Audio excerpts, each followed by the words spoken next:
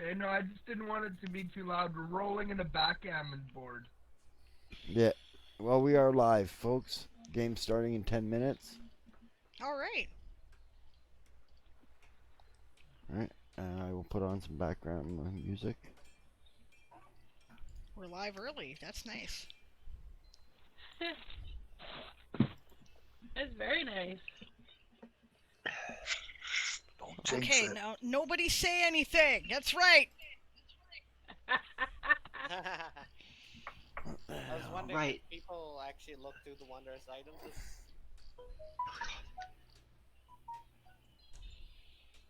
a lot of very interesting ones. Yeah, sorry, Taz. I've been busy. It's alright. What happened to my Discord? For fuck's sake. That adds to the game. Yeah, well, I guess, yeah. They can hear you roll. Yeah, true, no. The main one is not cheating. Well, yeah.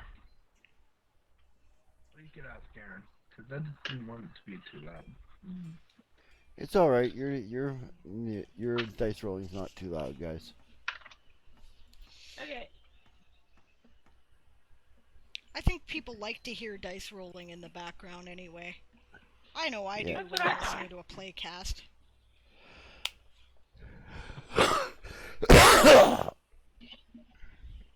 Sorry about that, guys. Johnny, roll a ball of hash, make sure it's the bomb. The devil's got the kind of stuff they smoked in Vietnam. You get 1,000,000 smackaroos in cash if you can cope. But if you can't, the devil gets your dough. Well, that was awful between the three of you. Yes. Oh boy. Okay, Well, we I need to don't know think how to any sink of us- it. Oh, it's sunk I've alright. been in choir practice in a long time. No, it was just out of sync. Yeah. Yeah. And that wouldn't happen if we went to choir practice. Well, it could be a tech No, it's the fact failure. that we all have different lags. Yep. Yeah. Ping is a problem. Which is why I didn't think, because for sure I'd be lagging.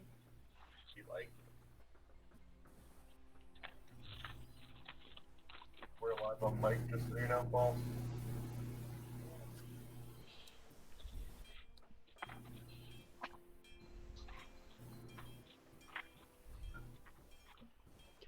You're right, Rowan. That mic is sensitive. No, that's Don's Uh-huh. mic. That's Don's mic you're hearing there. No, actually, I just heard Gareth telling Paul we're live. Did you hear me chewing? Yeah. Oh. I'll stop then.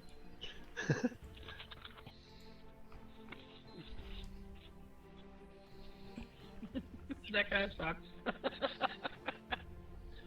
What are you listening for? Making sure music's coming through. According to my stream, it is.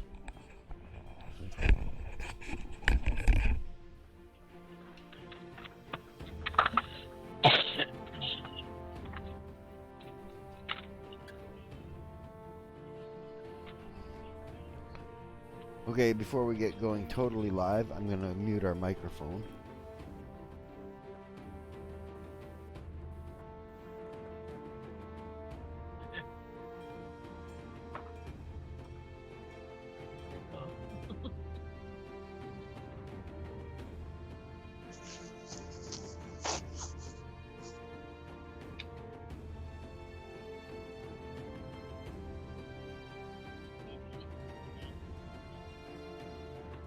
Okay.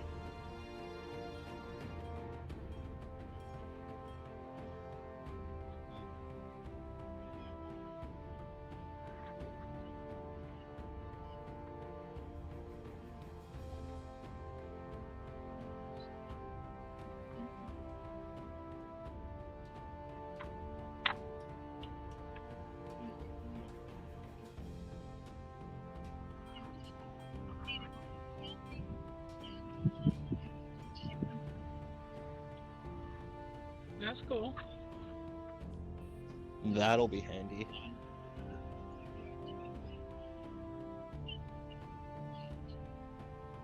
Oh yeah.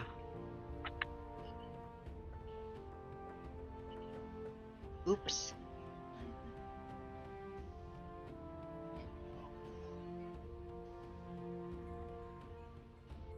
I try to I'm the keep. one exception. I.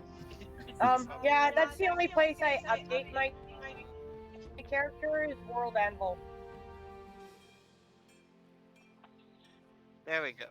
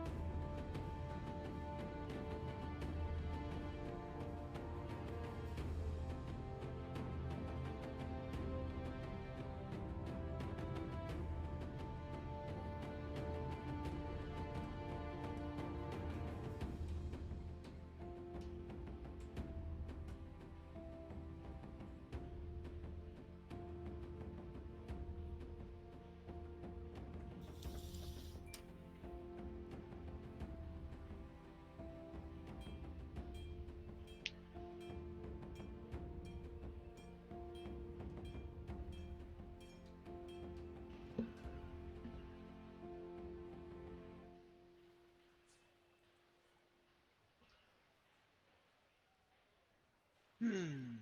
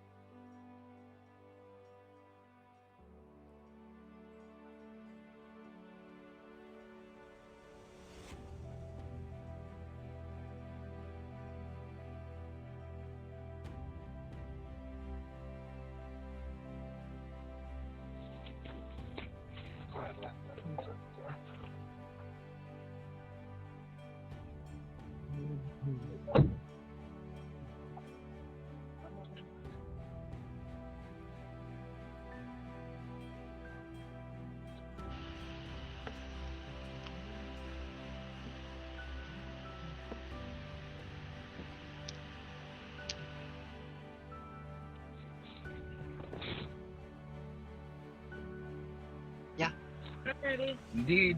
Yep. Yep. to go. Good to go.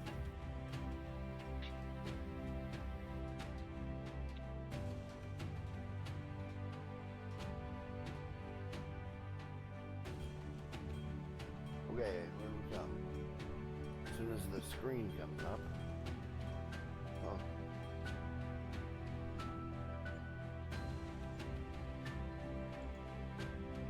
That's the one I want. Yeah, I was seeing couples there. Yeah.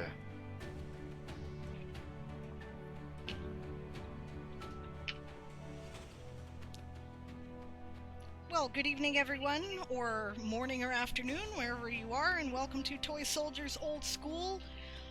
This is episode 14? No. No, we were on episode 17 or Were we? 19 or something before. Oh, shit. I think that's like episode 22. Oh, this is episode 22. Okay. I lost track. Yeah. Alright, just a second here. You know what? I can Is look. that music too loud? Did I drew that down? Ah, this is episode 21. Ah. And I cannot wait to find out what happens tonight. What the heck is that? That's some loud vehicle going past somebody. Wow. That was something. That was deafening. That was a motorbike going by on the road. Holy Yeah. shit. Okay. Yeah, fucking Harley. Yeah. They're loud. Well, Sorry. We're hoping that my mic and Aaron's mic are better tonight. We listened to some feedback. We invested in headsets. I hear a bit of an echo from someone, though. I guess I must be too loud. Back off my mic a bit. Alright, so, I'm Diane Morrison, aka Sableradia. I'm the creator of the Toy Soldier Saga. And in tonight's adventures, I play Celine Wintermist, who is the lieutenant. Junior lieutenant, very junior. She is an idealistic young priestess who is looking to travel the universe with the Avalonian Imperial Navy to see the wonders of the stars and maybe help some people out along the way. So far, she hasn't had terribly good luck with this. My and her pronouns are she or they. Neither one of them would care terribly as to which one you used. Okay, Gareth. Hi, I'm Gareth. I play Lyric, who is a no-nonsense gunslinger that had a mishap earlier on in life. Okay. My pronouns are he, him. Yeah. Okay. Blake. Hold on just a sec. Oh, Celine is the character on the bottom left hand of the image. I'm not sure why we've got kind of a whiteout in the center of it. Right? But, you do? she is, Oh. yeah, she's the one with the big moon glow around her head. Okay, and Lurik is the mechanical dude, standing mostly in the back, on the left-hand side.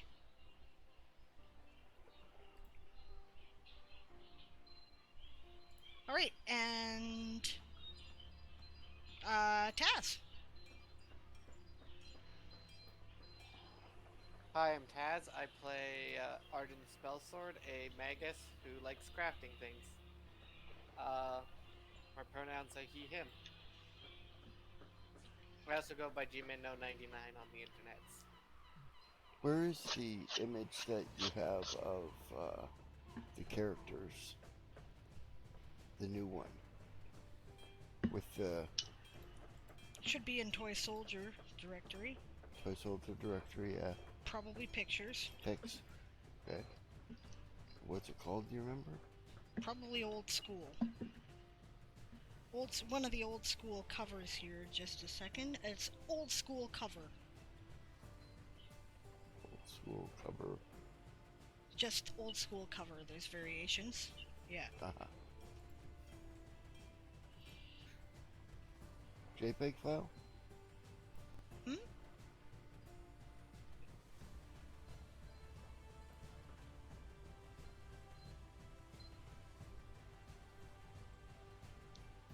As you can see, we're experimenting with a new stream setup, so bear with us, guys. It's got a... Holy crap! Big image.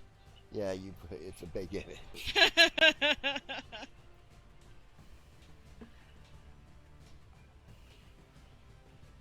Okay, so he's got to play with it a bit. In the meantime,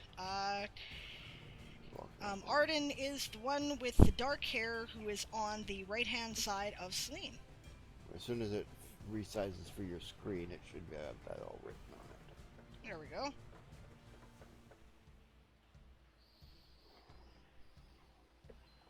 Alright, let's go with Rowan next, I guess.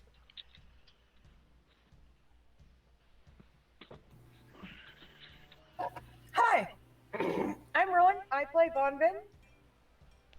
She's a happy-go-lucky druid who, joined the Elven Navy to see the universe, fly on star seeds, which are amazing, see wonderful new places and animals, and stab random flavored evil people in the groin.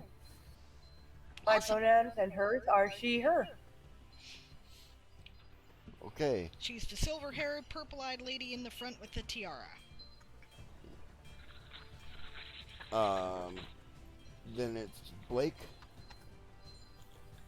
Hi, I'm Blake. I'm playing the part of Crowley. My pronouns are he, him. He's the resident shit disturber. Yes. You can recognize him by the, demon, cat face. We have 3 cats, so... Oh, so you mean demon cat? Cats are demons. Exactly. Yeah, Dawn. Hi, I'm Dawn. I play Yasmin Snowwind. I am an elf. And I, a bit of a scrapper, was an orphan, so, you learn to scrap there. But, the dice hate me, so I'm really clumsy, but I try hard. Oh, and my pronouns are she, her. She's on the far right. Not politically, but... Yeah. Politically fairly left, but she's on the far right of the picture. Chris. Hi, I'm Chris. I play Staff Sergeant Arian Mythithus. He's the kind of burly, dark-haired guy all the way in the back at the top left. He's the grizzled, older, enlisted guy who is trying to keep all these midshipmen and young officers alive. And my pronouns are he, him. Awesome. Okay, Brianna? Hi, I'm Brianna, also known as Siobhan the Writer. I play Madrimlian, who is an altruistic elf who wants to try and get his own division of the Avalonian Imperial Navy for intelligence. My pronouns are she, her. Madrimlians are he, him. Actually, Madrimlians are he, they. Yeah. Yeah. Doesn't really care either, like many really elves. Yeah. Like most elves. Yeah. But, well, most elves that you guys are familiar with. And I'm the swarthy looking one behind Yvonne Vin. Okay, my name's Aaron. I'm the game master. Right, I control all the NPCs. Everybody that they don't immediately play is under my control. But mostly I play Ruavel, right, who is the elf in the bottom right hand corner in front of Yasma, right, with the blonde hair. And he's a young aristocrat who comes across as a bit of a prat sometimes, but his heart's in the right place. Okay. Can we get a recap from our intelligence officer? What, your pronouns aren't shit and head, or my master and commander? Master.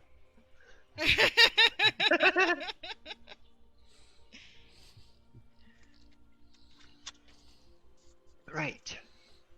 Intelligence log supplemental. No gravy cream cheese for you. After dropping off our salvage at the farm on Peridot,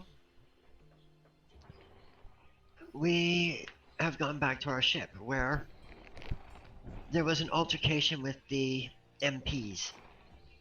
First you went to the planet. As I said, after dropping off the ship. Yeah, first you went back to space, then you went to the planet. We have Well, a yeah. dingy thing. Aha! We are being raided. DM stretches rating with a party of 13. Welcome, Oh my raiders. god. Oh boy.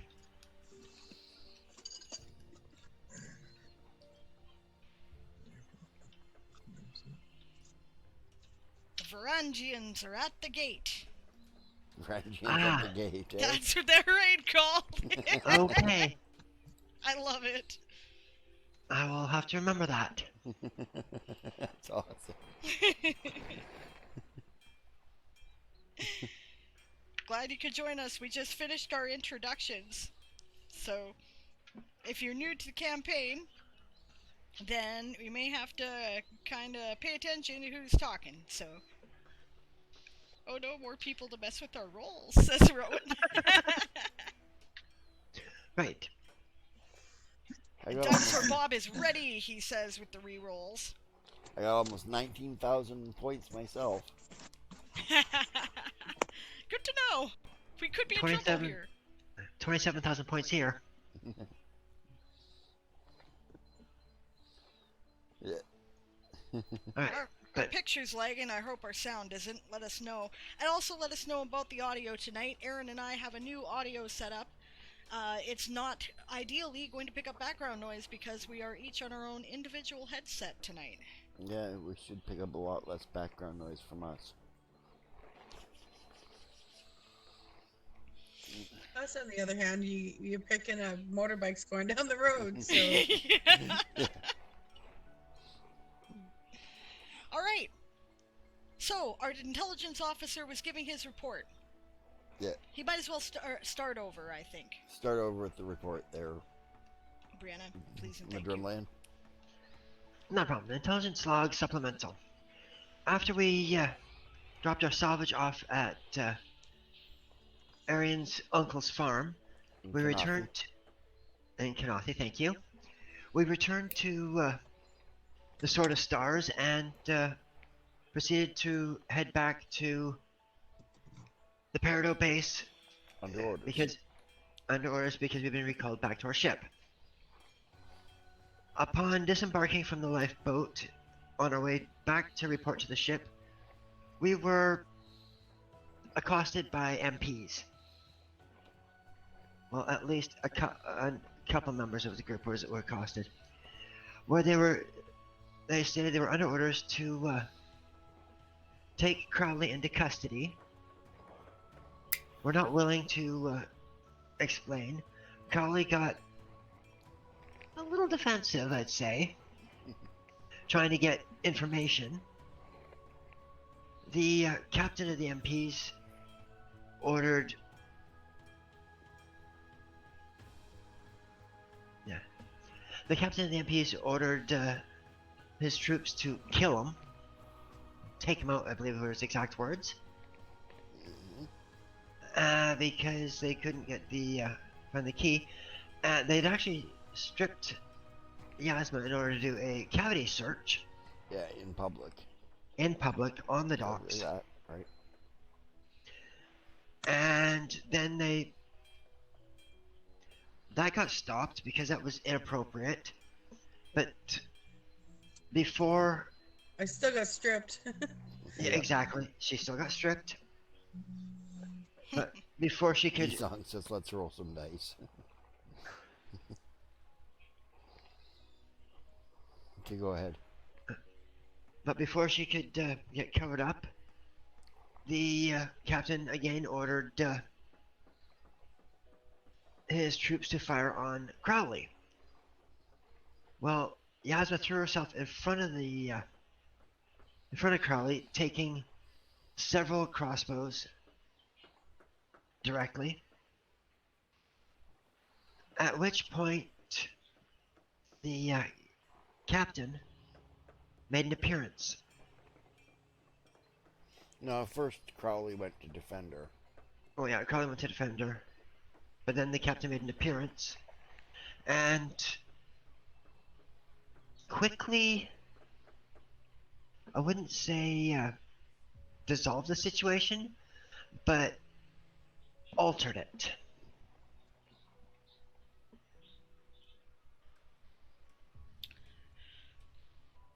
So Crowley has been arrested. He was taken to the brig. Yasma was taken to the infirmary.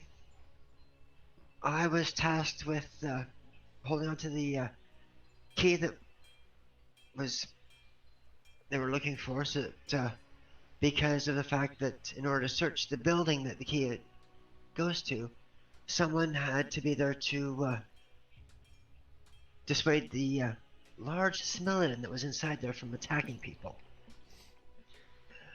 I went to the captain, turned over the key since she knows Raja, and she had Raja come out, had Madrimlian take Raja down to Crowley, and she then went to check on the rest of the party. Madrimlian stopped and wrote out his report in his journal, as close to word for word as he could remember, and then went back to check on his companions. Seeing the captain in there with them, he ripped the pages out of his journal and handed them to her. She asked, "What is this?" He goes, "My report." She looks at the rest and says, "I expect your reports as well. In the morning. First we have to go talk to Crowley." So we went back to talk to Crowley, and then she dismissed us with her just talking with Crowley and Raja, and that is where we pick up. Not bad at all, especially since I know you did it on the fly. Yeah. Feedback we're getting is that our audio, yours and mine, are on mono. No, mine's stereo, yours is mono. And it is, yours is a mono headset. It's only got one earpiece. It doesn't mean it should be mono on the vocal. Yeah. Oh, that's ridiculous. That's not gonna work.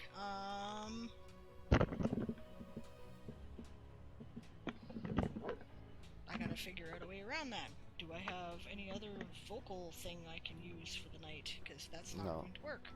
Actually, Sable? Yes. Give me a 3 sentences. I'm gonna check something. I don't know. Do, re, mi, fa, sol, la, ti, do, ti, la, so, fa, mi, re, do. Yeah, they say you're clear and easy to understand, though. Yeah, I have you as stereo. You have me as stereo. Interesting. Oh, okay, I'm mono too. Okay. Now the question is, do you hear us out of different ears? If we are on mono.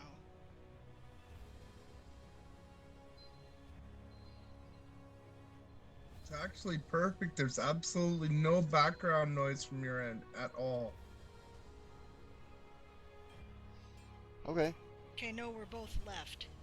So is there anything we can do about that? If we were on different ears, I would say that's a consequence of the setup we're using. It might be a matter of the plug in the back. It might not be all the way in. Alright, I'll give that a try. One moment, guys. I have to contort myself around a chair. Just a second.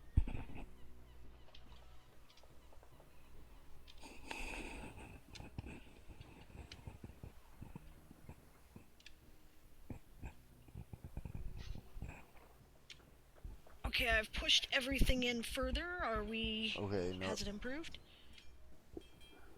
No, I think we're still in mono. Okay. I don't know. You guys are coming out of both my headphones. I'm not getting more one side or the other.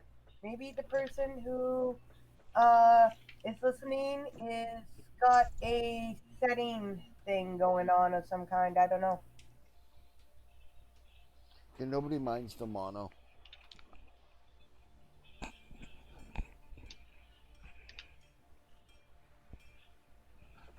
You're listening on your headset to your...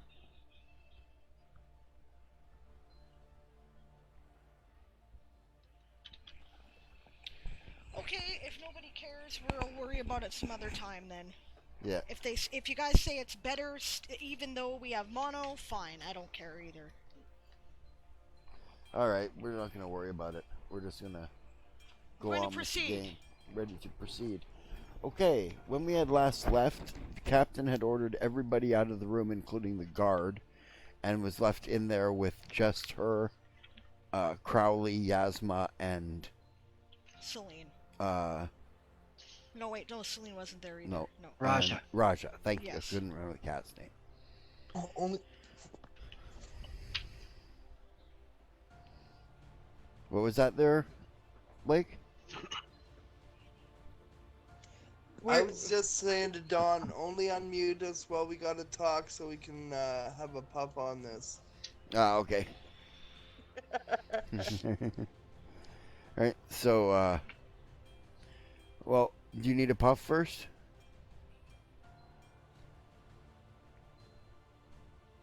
Because we could go to the No, other characters. we're fine. We can keep interacting. We're just gonna be coughing, so I didn't want to share that with everybody. Yeah, alright. And no, E-Song, that's not the effing chair that... No, I got was my complaining rocker about. recliner here. Yeah, I'm sitting in the fucking chair that Aaron hates. No, I that's that pulled it chair out here. that I hate. Oh, okay. Right. Yeah, okay, so that chair is not involved. That chair is not involved in the scene. Okay. So then.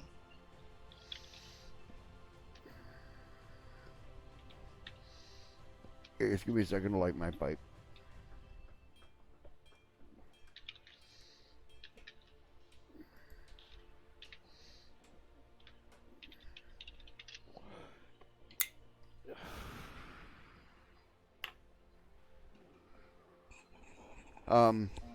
The captain turns to Crowley and she says, "Do you know what giving your parole means, Crowley?" Being given parole? No, you giving your parole. No, I haven't the foggiest. So it means that on your word, as a gentleman, that you won't try to do anything like take hostages or run away while we sort this out. Okay. Says, "Will you give me your parole?"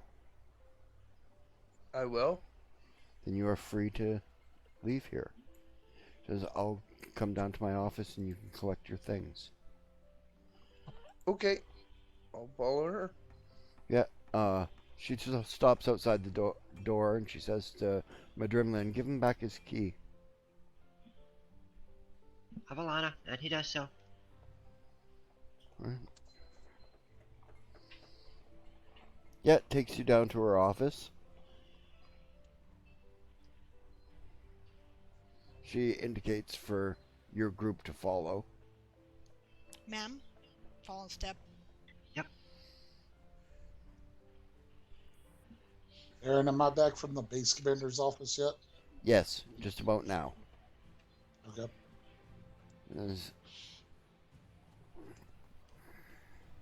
Fall in, Sergeant, she says. Staff Sergeant. Avalana.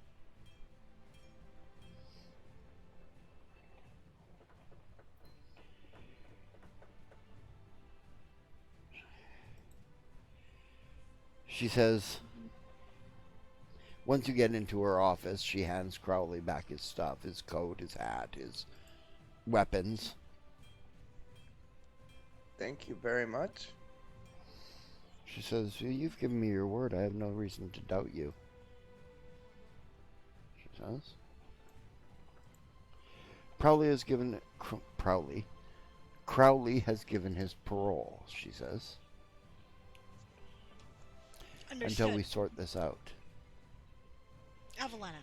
What I believe we have here is a horrible misunderstanding that led to someone's death. I believe that Crowley acted in the absolute what he thought was the best thing for these children. Sorry, I'm just reading a comment on the stream. Some DM has forgotten again to open the World Anvil game session. I blame the pot. I blame the pot, yes. Okay, give me a second. Oops. lucky I forgot to close the last one for a whole day. Nope. We're not doing too shit hot here, are we? Game sessions open I on keep World Temple. been reminded you before we started. She did. I got a lot on my plate. You keep failing to change my dexterity here on Fantasy Grounds or whatever we're using, Hero Lab. It is actually 2 points higher than that. We discussed that. And my wisdom is, or my intelligence rather, was 2 points lower, I believe. Right. Okay. Okay. I'll change it for next time. Okay.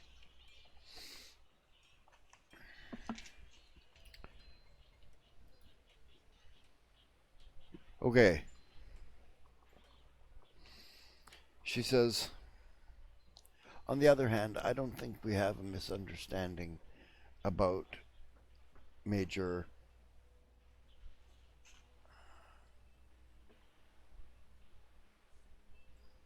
Goldbranch? That was the name of the captain? Captain Goldbranch. Captain Goldbranch. Yeah, she says Major Goldbranch. Yes. Is that the courtesy promotion aboard ship? Yes. He's on my ship. Right, she says,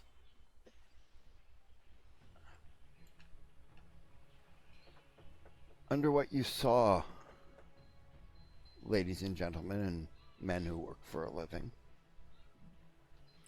she says, I think he exceeded his authority.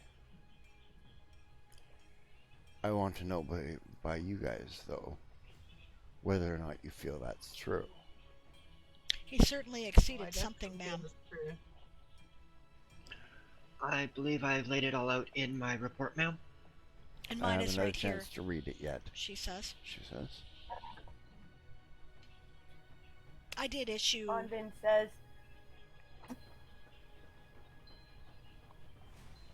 Says, I think that he sincerely overstepped his bounds. In some respect, you know, he just went from come with us to going to kill you and strip search people in front of everybody.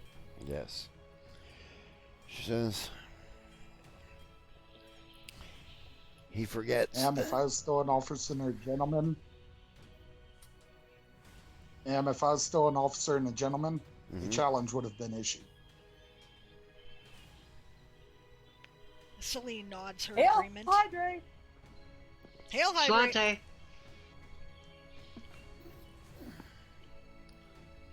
Thank you for the hydrate check very much, G-Man.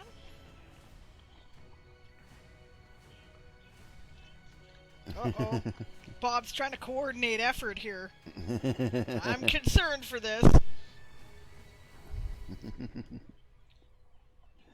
Every night is La Loki around here. Don't choke. Every night is La Loki. Okay. Yep. Okay, now I must link the article.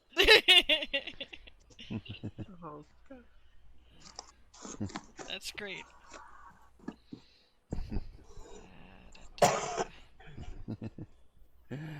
Anyway, she says,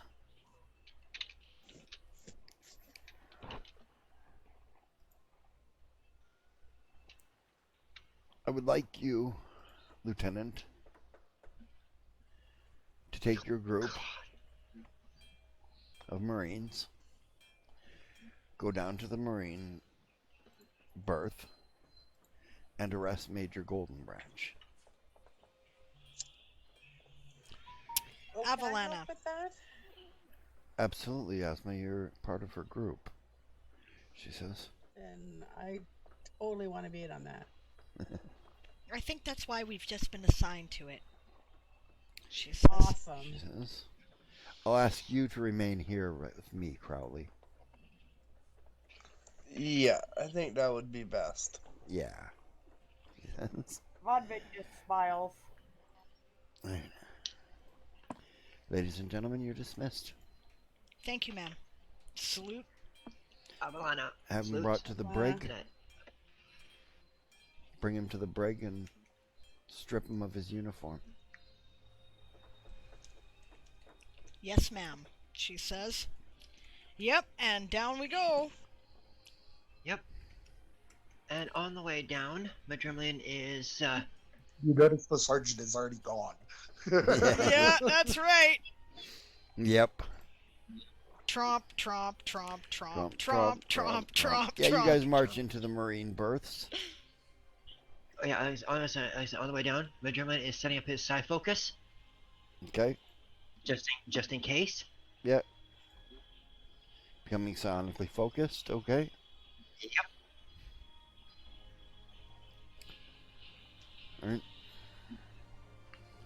All right. Yeah, you make it down there. Okay, and where is he? He's in his bed. He's in his bed, basically. He's like stripped to the waist. He's got his boots off. In his Right. hammock. Sorry, what was his rank again? Major on the ship. Major. There can only be one captain on a ship, so Yep. captains in the Marines get a courtesy promotion. Promotion to major when they're on the ship. Yeah, I'm aware of that. I was Yeah. just okay. Yeah. He says, Lieutenant, She says, by order of the captain, you are under arrest. on what charges? Exceeding your authority, she says. Oh, this is fucking ridiculous, he says. Perhaps, but you'll still have to come with us.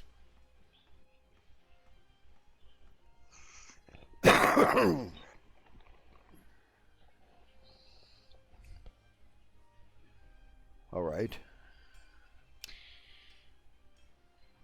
She kind of bites on her mouth and says, I'll allow you to dress as is the courtesy due an officer and a gentleman.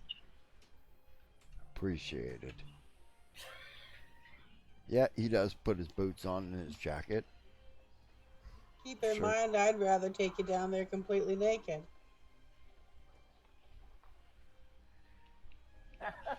I didn't quite hear how She's- Yasmin started that. She said, keep in mind. Yeah. Yep. I can't remember. Did the captain say take him to the brig and then strip him of his uniform, or strip him of his uniform and then take him to Yes. the brig? No, strip him of his uniform in the brig. Oh, damn. Oh, darn. Yeah, she's given him the courtesy of it being private. Alright, but he is being stripped of authority. I don't know Consider it our way of showing that we are better. Right. Mhm. That's exactly it, right? Like, I don't know if people are aware, I don't need the right? music But anymore. in this particular culture, right, courtesy is a big thing, right? Yeah. Showing others courtesy, even when you have been shown discourtesy, is you know, it's a sign of being good and honorable people. It's a virtue that's An valued. upstanding person. Yeah. All right, I'm going blind. The light is right in my eyes. Oh God, the sun is coming directly through the window. Oh, ouch. Babe, Which what? the side of your bag there. Ah, thank you. You could always put some shades on. Yeah. Anyway, Anyway. Alright, he dresses in his uniform and straightens out his hair. Alright. To Arian's keen eye, he can tell this is a person who became a Marine officer by virtue of rank and privilege, not by virtue of earning it. Ah. And he's not even that hard. Like, you know, like Marines are hard people. Right? You know, oh, Jesus. that's worse. It's okay. Okay. Right, sun just came out. The from sergeant behind- reaches out, tugs him up to a more attention stance, straightens out his uniform, and he leans in. Sir, you will not disgrace me in your last few moments.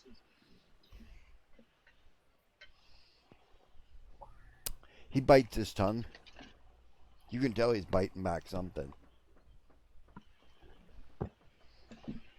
Sir, you won't offend me. I work for a living. You can tell me whatever you want. Yes.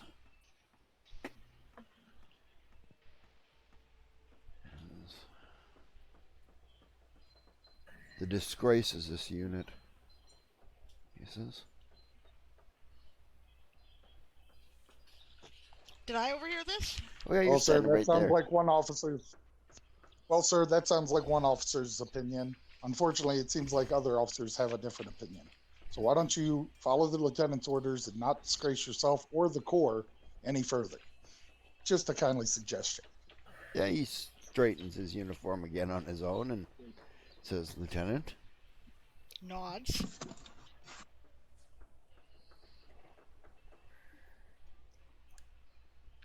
Yeah, escort him down to the brig. Mm-hmm.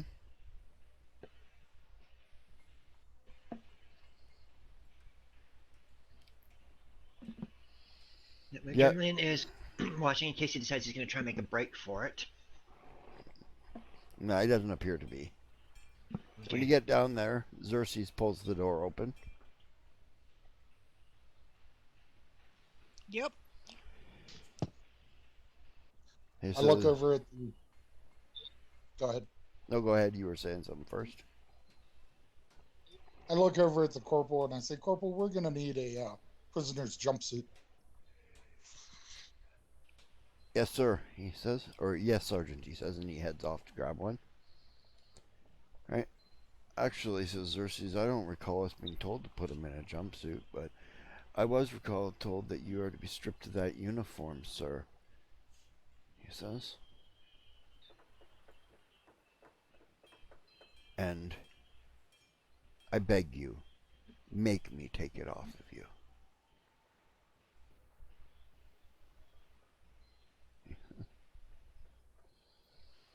You'd like that, wouldn't you? He says. Xerxes just nods.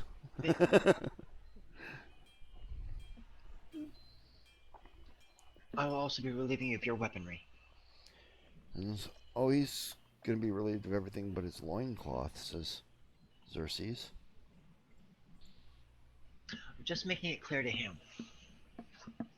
He starts taking his uniform off. And I look over at Xerxes and I say, Mr. Sunfall, Yes, that's the lieutenant has made it quite clear that we are to respect this man's dignity. Yes, absolutely.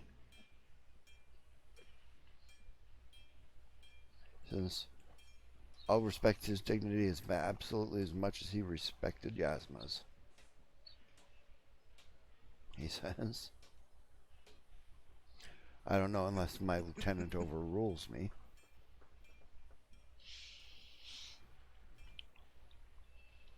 She says,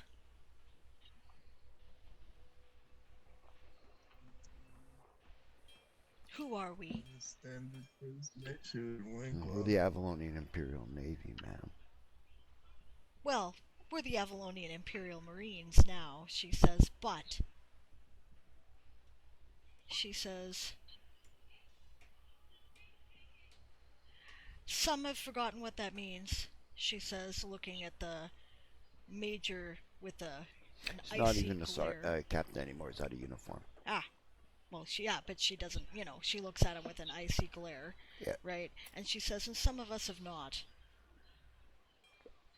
I just ask that you keep that in mind, Mr. Sunfall. Yes, ma'am. Avalana.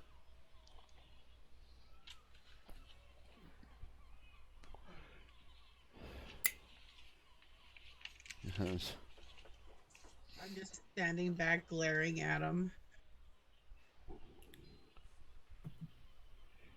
Yeah, he strips down to his loincloth. The comments here in the chat are amazing. I can't see May the have a hand my, crossbow hidden in his butt crack. Better check. I don't want to touch that. You. Yeah, well, if it does, it might go off accidentally and shoot straight up out of his head. All right. Good night, Stretch. Nice of you to lead the raid here. Thank you very much. Good night, Stretch. My windows have frozen up on me, so. Oh yay. Hit F5. Go to the Twitch thing and hit F5. They're not responding. Twitch at all? What? Everything. Any of my everything. Oh shit. Oh, there we go. It's back. Oh, good. It's back. Okay, I was gonna be like, well, I guess you better reboot. Reboot is when you kick it again.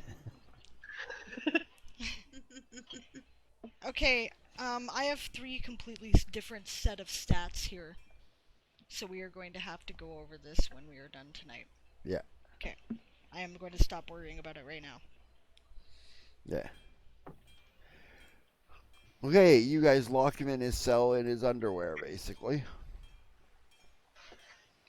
Yep. The corporal comes back with a prisoner's jumpsuit. So I give this to him, ma'am? Thank you, Corporal. Yes, ma'am. Yep. It was Golden Branch. Here. Shoves it through it into his fucking toilet bowl. Is it toilet bowl? He puts it in the toilet bowl?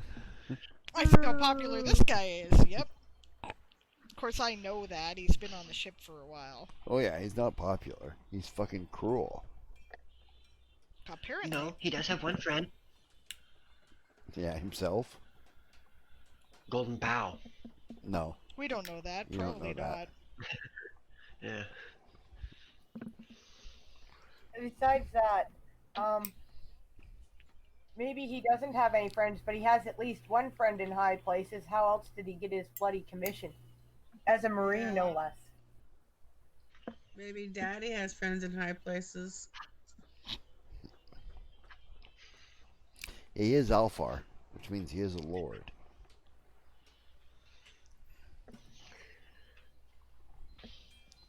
That and 2 coppers will get him coffee in the market.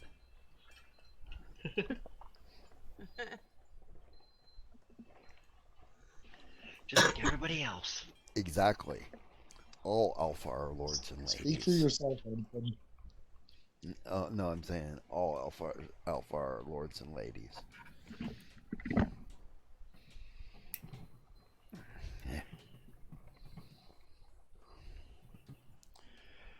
Yeah, then the corporal closes the door again and locks it. Any special instructions, Staff Sergeant, he says?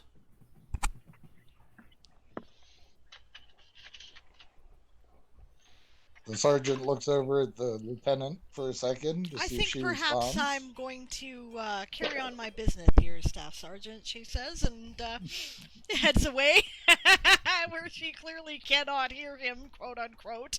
Yeah. We need to go back and report to the captain that the task has been completed. Good Says point. Major Let's Lamb. do that. She says, we'll meet you up there, Staff Sergeant. She heads Yes, out ma'am. with a smile. Like a plan, says Bunton.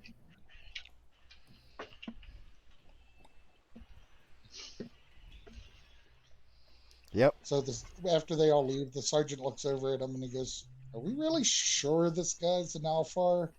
Maybe we should just take the precautions and give him like the standard dark elf treatment, just to make sure nothing untoward happens." Okay, I hear they come looking like Alfar.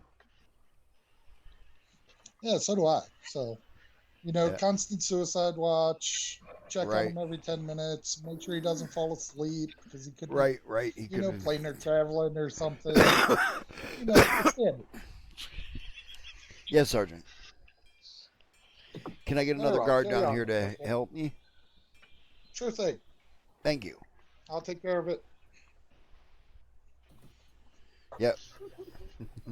And I'll go out and I'll find the. So we had an actual major on the ship, right? Yes, you have an actual major. Yes. He's So I'll go find the actual major. Yeah, his name is Navar Goldenbow. And Okay. he's actually I'll a go pretty find- cool guy. He's actually a pretty So cool I'll go guy. find Major Goldenbow and ask him to assign at least one more guard to help with brig duty.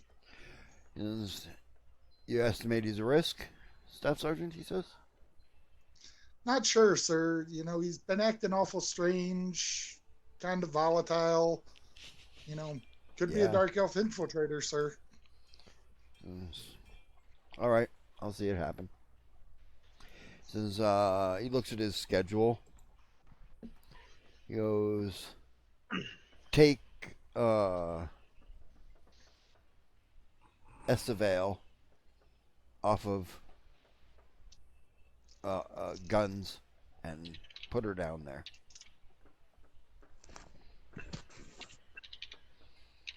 Avalon, sir. Yep. And I'll go do that. And then I'll catch up with them at the captain's office. Okay, so you guys return to the captain's office. I take it that he didn't put up a fight? No, ma'am. Too bad. Because I was hoping Yasmin at least get to punch him in the face. Yeah, so was I. So was I, she says. Since he's a wizard. Oh, He's, I see. Perhaps we should have done a more thorough search, she says. Oh? Well, she says, just because some people have forgotten what it means to be an officer in the Avalonian Navy or Marines, she says, doesn't mean that others have. We allowed him the courtesy of surrendering himself, she says. Thank you. She says that's what good officers would do. She says. About that time, the staff sergeant probably catches up. Yeah. Yeah. I'll walk in and I'll report to the captain. Ma'am, just out of precaution because of his odd behavior, I did instruct the brig crew to put him under standard Dark Elf watch just in case he's an infiltrator. Good idea, she says. He is quite morally bankrupt. I'd hoped that the example of these people would have changed him. Of the people on my ship, she says. I take he has a bit of a history, ma'am? He does. I see. And he's got a history of it being covered up, too. Of course he does, ma'am. But I'm not going to do it again. I'm not going to cover for this man anymore. You know that could get ugly, ma'am. Politically. Politically, it will get ugly. She nods. She says. But, she says, I don't care who he thought he was dealing with. Yes. 12 guards for a 4-foot cat.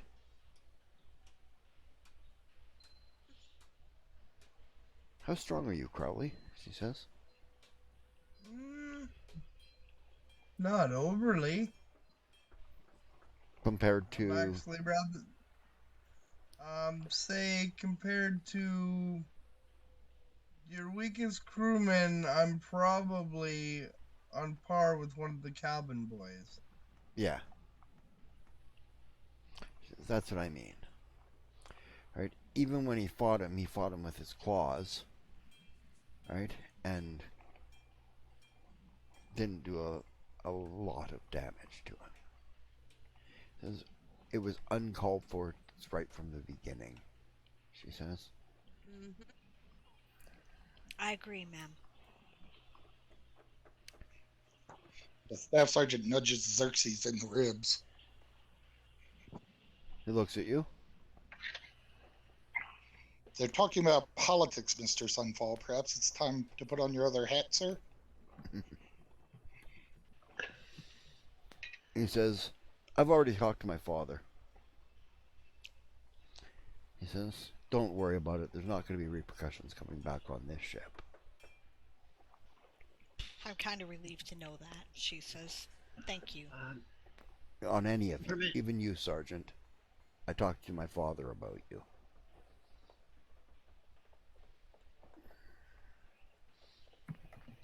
The sergeant goes kind of silent for a moment and goes, sir? So it's just, put it on a list of people that I trust.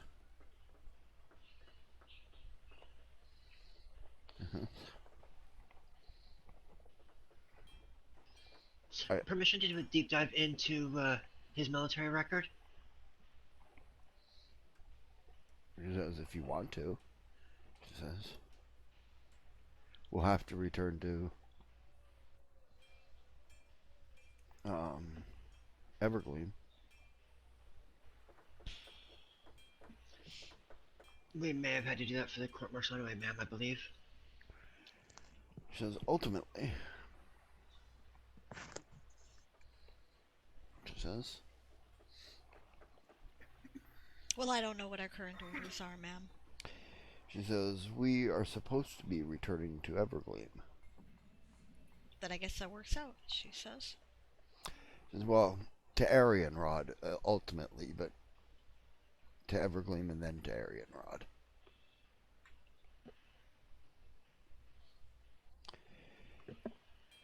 She says,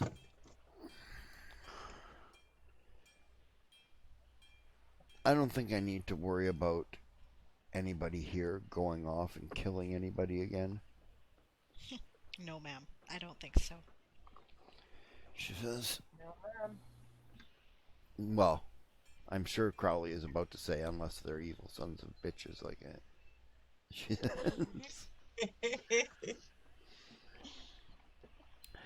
Evil is really not killing them. It's releasing the world of their evil. Yeah.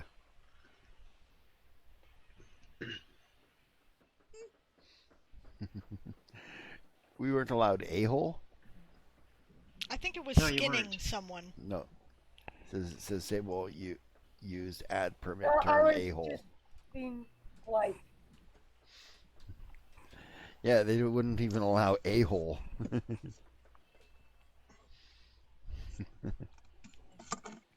Yeah, next thing you know, they'll make us all say darn. Darn. Give me a break. I'll be God, damned if I'm golly, saying Gosh, darn. golly, geez, shucks. I'll be damned if I'm saying darn. She was realtors, Sir Aaron.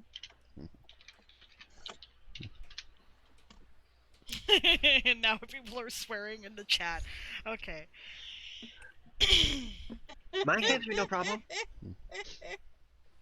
So we're good. She says, well, ma'am, if our orders are to return to Evergleam, then I see no reason why we shouldn't. I have some things I'd like to do there, too, she says. Do you have any business you need to clear up here before we leave? Ladies and gentlemen and men who work for a living?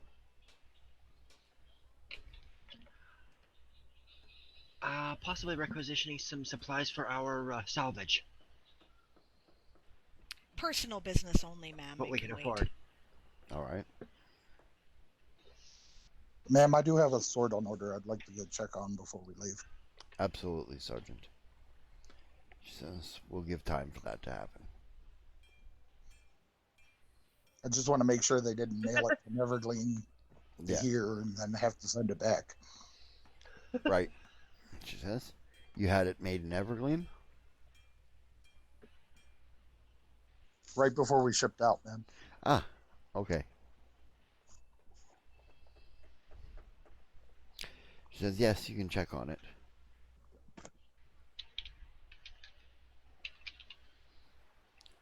Yep.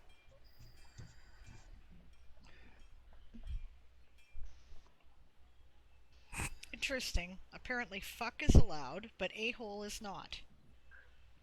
That's because I allowed fuck earlier. Okay.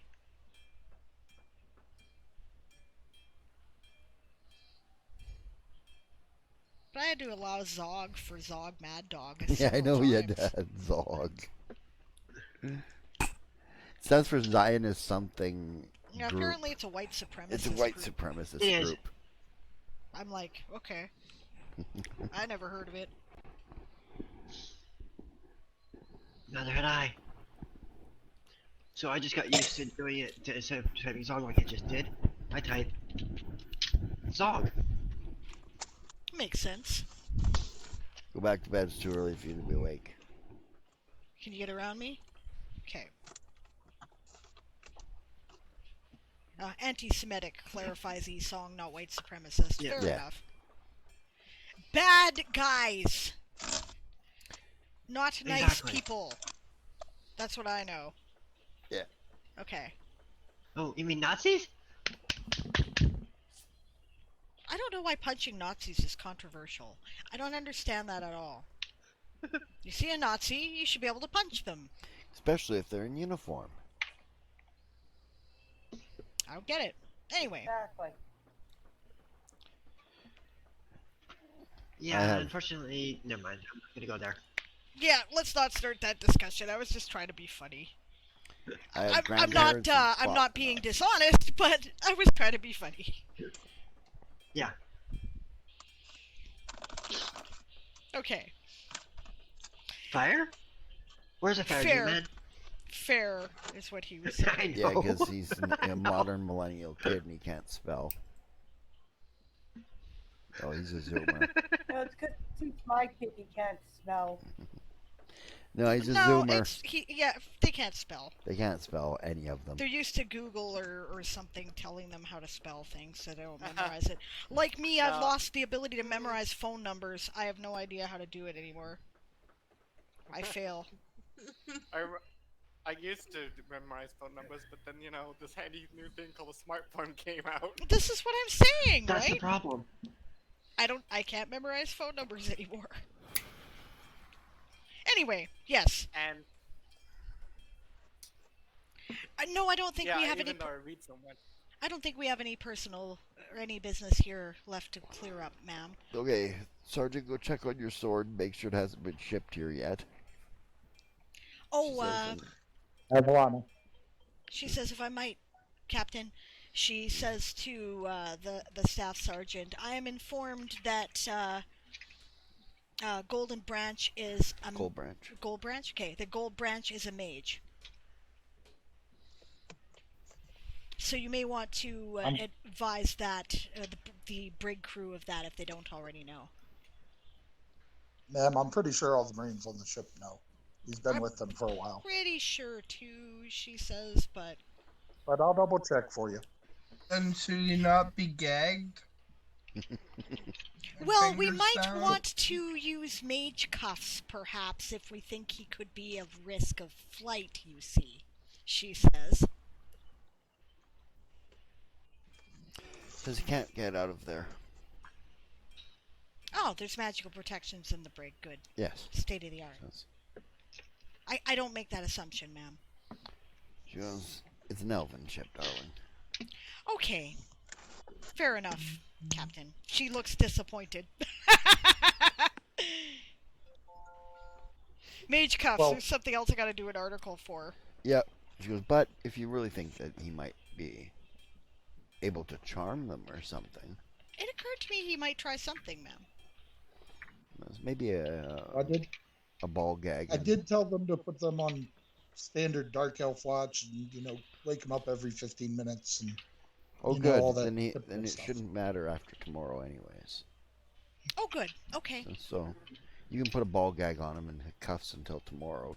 After tomorrow he won't have any Oh. spells. Oh, thank you, Matt. The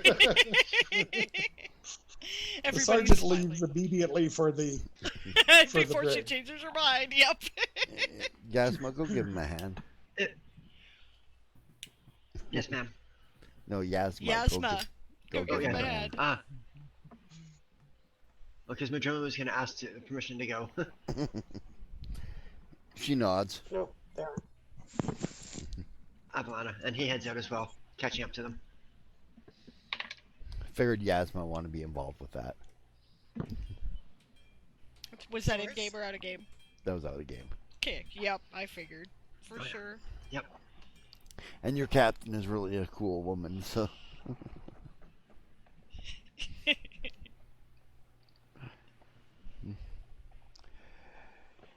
She says to Crowley, Yes. I don't know what I can do about this. She says, I don't want to put you in prison because I do believe that you did what you thought was the right thing. She says, would you accept a military commission? If I can tell them that I put you in the military, that would be sufficient. I'll commission you as a midshipman, the same as Yasma.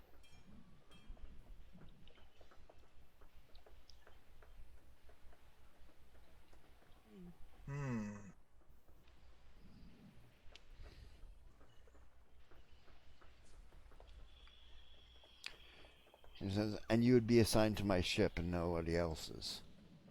Right? I'll never get rid of you, so therefore you have nothing to worry about of people ordering you around that you would rather stuff a sword into. She says, well, I could possibly agree to said agreement as long as me and Yasma are never separated. Since never happen. Since excellent, then that's what we'll make happen. It's tradition, actually. Come to an accord. She says to it's Crowley. tradition among the Elven Navy, the Avalonian Navy. She says that when you sign up, you decide whether or not you want to sign up with somebody or where somebody. Right? So you can decide that you never want to leave Talasia if you want to. Or you can decide that you never want to leave Yasma if you want to. Right? She says never want to leave Yasma. So that means that if Yasma is reassigned, you will have the option of being reassigned with her. Automatically, she says. Yes. But I don't imagine she's going to be reassigned.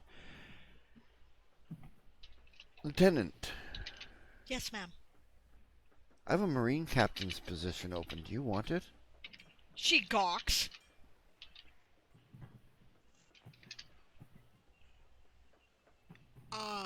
She says, that's quite the promotion, ma'am. Are you sure that people aren't going to cry nepotism? People can cry whatever the fuck they want. She says, they've seen how well you've been operating. You'd see your position wouldn't change any. You'd still be in charge of the bugmen. I'd be a fool not to take any it, ma'am. objection could be any objection from anybody else could look like insubordination as far as I'm concerned. It could. But isn't there a seniority list, ma'am? No. She says, I have nobody next in line. There are seniority lists once we get back to Talasia. But if you're already a captain on my ship, they're not going to change it. It's about the only way you're going to get ahead here. Let's take it now. I would be a fool not to accept it, ma'am. Thank you, she says. I recommend you make a lieutenant or two. I think that's an excellent idea, ma'am. She says. My recommendations are Madrimlian and Snowwind. Yes, ma'am. A lieutenant or two, she says. Okay. You'll need one senior, one junior. I'll take them both, she says. Madrimlian will be senior. Let them know, she says. Thank you, ma'am, she says. salute. Yep. Because that's, They're go-getters. I like that. yes, they are, ma'am. Yeah.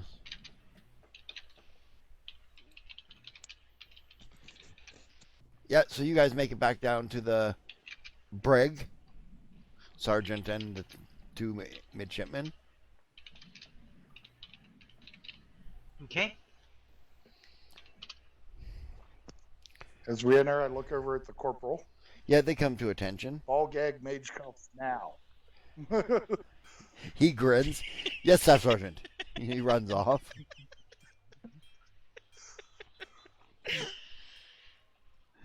The other corporal that's in there says, and I stand at. You stand Go at ahead. ease. I stand at parade rest in front of the door, just waiting, looking at that Goldbrand. Yeah. Oh, this is too much fun. He just looks at you and he's got this fucking look of hate in his eye. Right? Madrimley's just lounging. At which point a small smirk, watching. Creeps upon my face. Yeah. Yeah, Madrimley has a look of try something, I dare ya.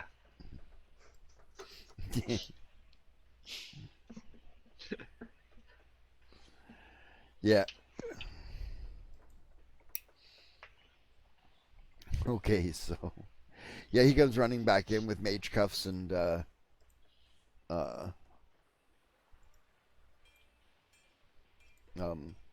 ball gag. Midshipman?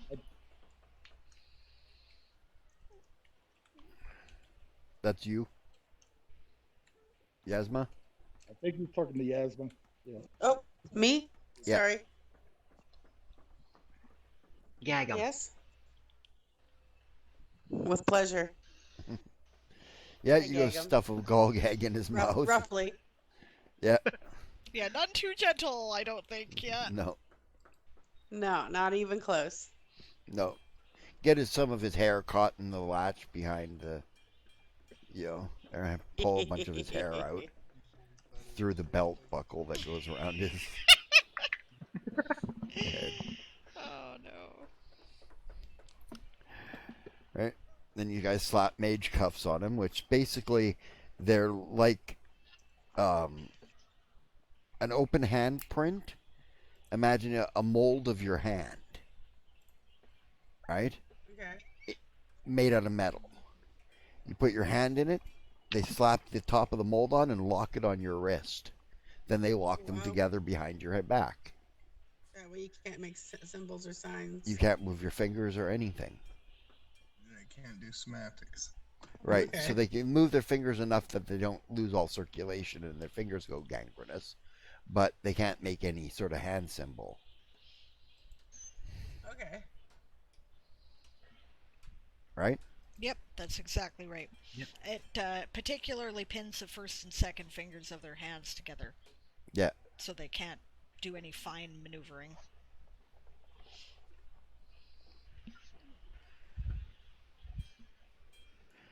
Yep. So when Yasma comes out, the staff sergeant will look over at the corporal, I guess the two corporals, and say, now, if I remember correctly, the captain ordered that he's to remain in these restraints for 24 hours, and he is to remain on Dark Elf Watch for his entire stay here in the brig. Yes, Sergeant. Which I believe is going to include our trip back. Yes, Sergeant. We'll put it down on the records, Sergeant. Staff Sergeant, they said. Thank you, Corporal. I'll look over at Madrimlian. I believe we're done here, sir. Unfortunately. I believe we are. Yeah, he's got a look. If his look could kill you, you'd all be dead. I lead into the door once it closes and I say, sir, if you feel I've offended you in any way, I will be more than happy to give you satisfaction.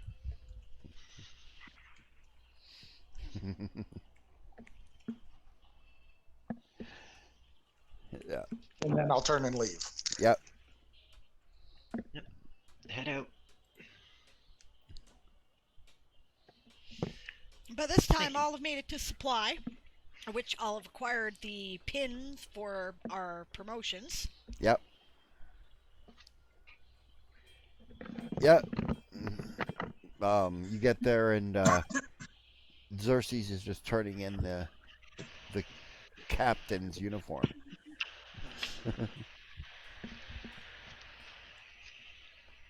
What the hell is that? Okay, it's gone. Okay. Yeah. Yeah, Xerxes is turning in the captain's uniform. She says, Madrimlian, Snowwind. No, they're not there. Oh, they're not there? Oh, no, this is when you go to supply. Yeah. to supply, right? Yeah, Yeah, we're still torturing the poor guy. Right. The poor guy, my ass. And I had off to check on my sword, Aaron. Yep. As ordered. Yeah.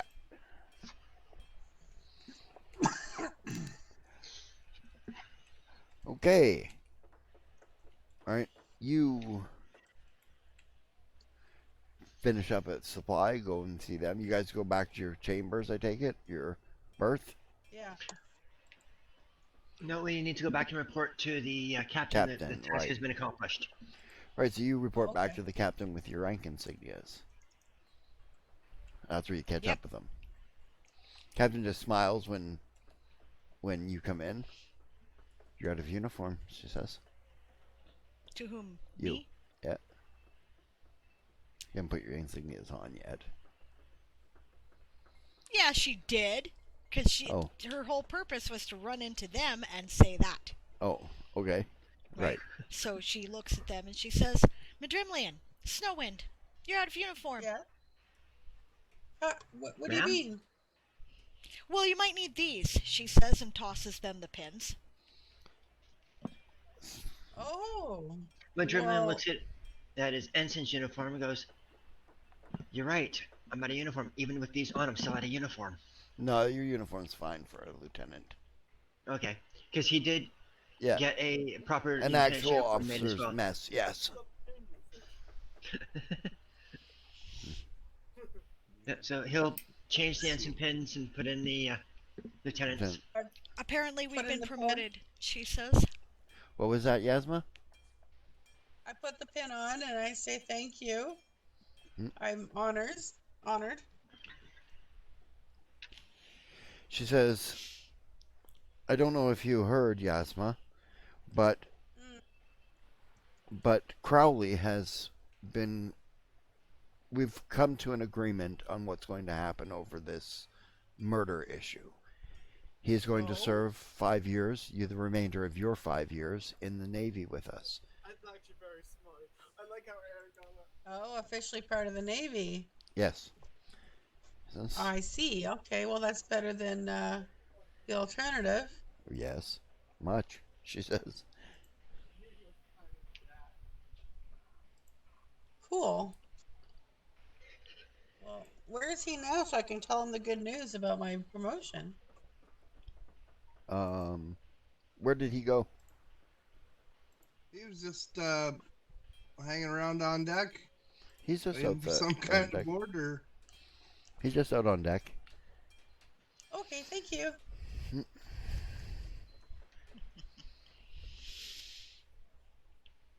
Do you have further orders for us, ma'am? I don't. Go take the rest of the night off. Thank you, ma'am. My report, she says. Thank you. I'll have your reports in the morning. I'll have your reports in the morning. You have my report already, ma'am. For the remainder of this? Yes, ma'am. Yes. Remainder of this, you just wrote about what just happened? Nope, I haven't yet. So that's what you're saying. Yes, ma'am. She'll have it in the morning for that. Excellent. I knew you were psychic. I didn't know you could see into the future, she says so. Not quite.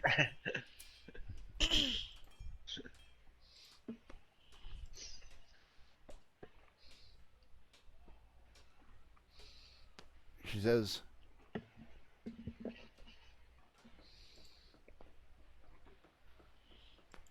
I'm glad that this was worked out all right in the end. Are you okay, Yasma? Yeah, I'm great. Just got a promotion, and I find out my best friend's not going to prison, so that's amazing. Since Crowley is a phenog, she says. It means that he has his own ways. Yes, he does. She says, they're still... They came from predators. They're a predatory species. We are not. Okay. Notice he has sharp teeth. Mm-hmm. Right? His species eats meat. Yes? Because there's going to be differences in the way we think. Yeah, I can see that. Yeah, I'm sure you've noticed it already. Well, I do know him pretty well. Yes. Okay, well, she says you guys are all dismissed. Go enjoy the rest of your evening. All right, we're gonna ship out. We're gonna ship out in a week. We're gonna start getting ready to go tomorrow. Thank you, ma'am. Salute. Yep. Yep. Salute. And head out. Yep. Yeah, I go find Crowley on the deck and tell him the good news. Excellent. Ma'am. Ma'am. Yep. Ma'am. You outrank him now there, Oh, Snowing. gee. I do too, don't I? You outrank us all, ma'am, says Rovel. Oh my. I don't think that's ever happened before. Lieutenant, I believe we need to go get you a proper uniform. Yes, we'd better get that done. And actually, I should check on the uniforms we ordered. Yeah. Alright, sounds good. We've been given the rest of the evening off, so... who wants to come with, she says, looking around. I'll come. I'm interested, says Rovel. Cersei's not. I'm in. I think I may stay here and take a guard duty in the brig. Well, you're certainly within your rights to do that, she says. Yeah, you are a Marine. I think that's what I'll do. She looks to the staff sergeant, smiles. He's not here. He's gone to check on his sword. He's gone to check on his sword. Okay, so he's already out and about. Yeah, he's gone to the mail to make sure it hasn't been sent and arrived already. Which is what you find. Yes, it has arrived. Okay, and I'll ask if there's any other mail for the ship while I'm there. Is anybody else expecting mail? No, I was just... No. No, Madruman had chosen to wait to pick up the book when he got back to Right. Everglade. Right. Yeah, we don't have any other close family, so Celine never gets mail, I don't think. Yeah, no, there's no other mail. Not for anybody on the ship. It's a big ship. Oh yeah, there's mail for them. Nobody for you guys, except for Xerxes. There's mail for Xerxes, a package. Okay, I'll ask if I can take possession of the mail and deliver it to the ship. Absolutely. I assume there's a couple of big mail bags for the rest of the crew and all that stuff. Yeah, Yep. Sling them on the back. Pick up Xerxes' package, my package. Yep. And I assume he has to sign for it, of course. And you have to sign for it, of course. Yes. Right, so they know where it went. Back to the ship. For all they know, you could be just taking it and leaving. I'm leaving with all this mail. Somehow I doubt this, but it is possible. Yep. Avalonian Imperial mail scam? Imperial mail scam. Yeah. Well, there voter were fraud. there were people smuggling. Never know. That's how we got into this shitstorm, as I recall. Mm-hmm.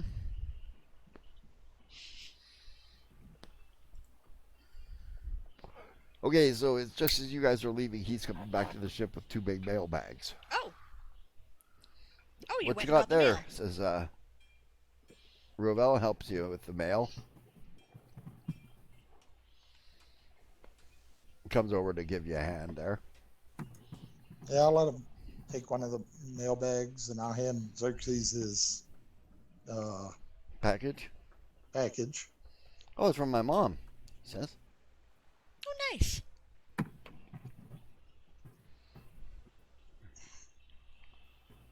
I never get mail. All my close family's here, she says. Mm-hmm. I'm the same.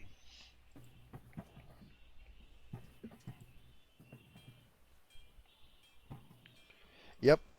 Oh, Aaron, by the way, while I was at the post office, I probably should drop a letter. Well, no. Did I hear that we were shipping out, or did I leave before that? No, you heard we were shipping out. You just don't know when. You left before she said Well, when. I'll just, while I'm at the post office, I would have dropped a letter to my uncle. Yeah. Letting him know we were shipping out, heading back. Okay, excellent. How much does that run? Copper piece. Okay. And then I know the address of the. Do I know the address of the armor guy in Whirlybird? You can probably get it. Right, because it's registered. Yeah, I need to. Is there a way to send like a bank transfer or something to him? Yep. Absolutely. The Avalonian Navy has their own bank. Yep. All right, so. And it's at the post office, right? If I remember correctly. Yes, yes, it is. Right. So I want to transfer 500 to him as a payment on my armor. Okay. Excellent. They'll make that happen. Okay. All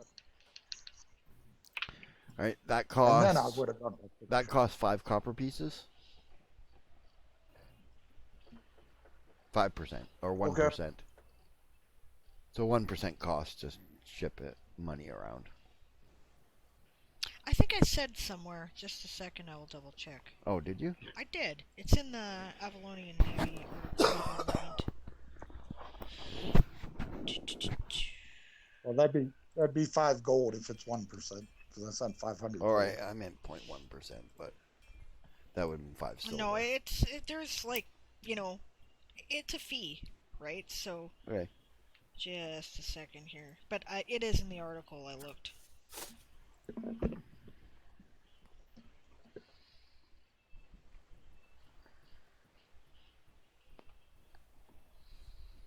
All right. Anyway, while she's doing that, I would have gone back to the ship after. Then we would be where we are at. Mm-hmm.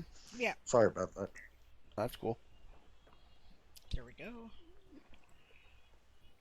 Okay.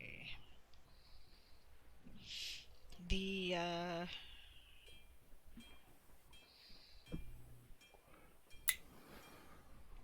Oh no, I didn't say what it costs to ship money. So you're gonna make it at whatever you want. There's a 2.5% exchange fee of other currencies. Yeah, I'm going to say it's a 1% fee to ship money. So it is 5 gold. Okay. Yeah.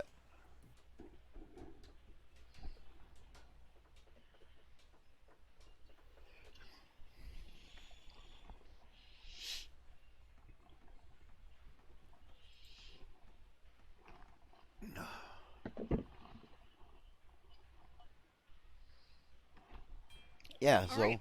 Yeah, so she says we were just going to go check on our uniforms. Did you want to join us? We're shipping out in a week. We've been given the rest of the evening off. Oh, ma'am, let me drop this mail off with the I guess it goes to the quartermaster. Yeah, quartermaster. And then, why don't I meet you at the Leafy Bell when you're done with your business? Sounds like a plan, she says. We'll see you there. Right on, says Ruvel. Perfect. All right, let's go. Yep, we'll head out to do that. Mm-hmm. Yeah. Suppose it wouldn't hurt to put the Avalonian Navy article in the chat, so I'm going to do that. Good idea. There we go.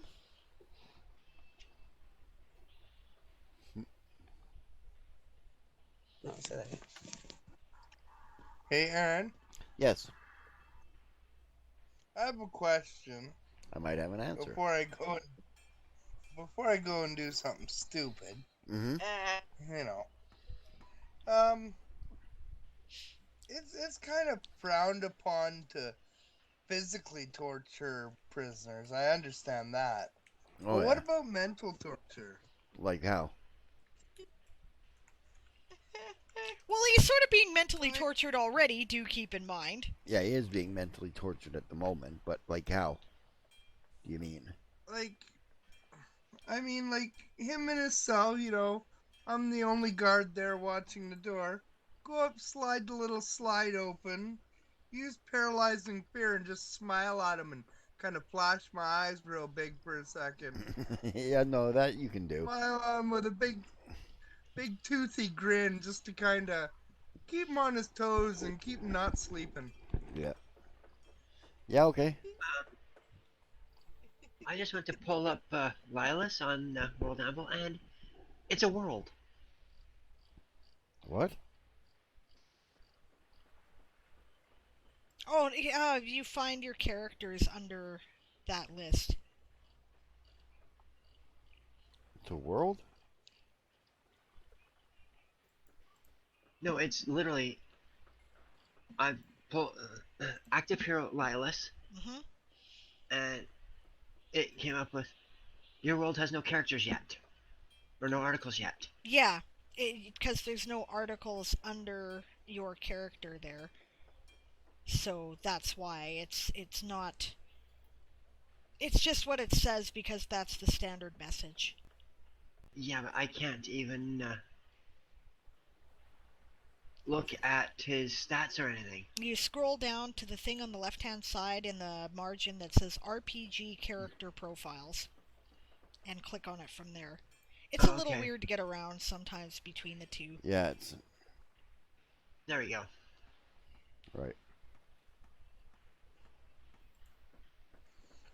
Crowley's gonna whisper in things like, "You're gonna get it."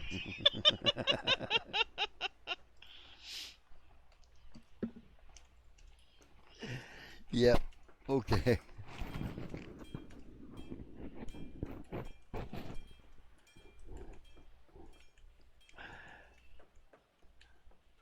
I have to laugh because he's terrified of Crowley.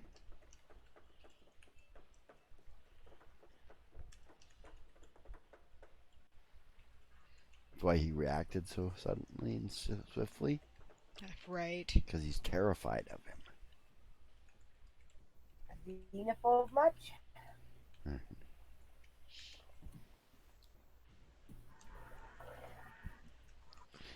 So it's hilarious. I was laughing, my mate was laughing fucking funny. Okay, so we're gonna go get our just checking our uniforms as well. Yeah, your uniforms are done. Well, thank you very much for such speedy and excellent service. I remember this Taylor. He was an aristocrat. Yeah, he's an aristocrat. He says, yes. I finally remembered where I saw Mr. Sunball. Did you? In court, yes. Indeed, she says. Well, I imagine that you probably know everybody, she says. In court. Right, so, I felt that it was prudent for me to expedite these uniforms for you. We would greatly appreciate it, of course, if you would keep this to yourself, sir. Absolutely. Thank you, she says. Since I would want no harm to come to Mr. Sunfall. I missed what he said. Yeah. I said I would want no harm to come to Mr. Sunfall. Neither do we, she says. Yeah, she pays him and tips him.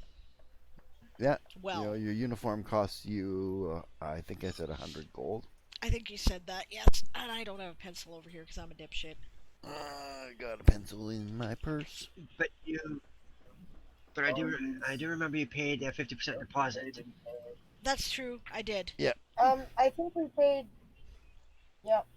I think I took the whole thing off, but I'm gonna take a 15% tip off too, because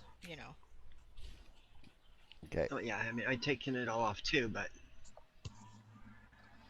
Well, if you guys already took it off, then that's fine.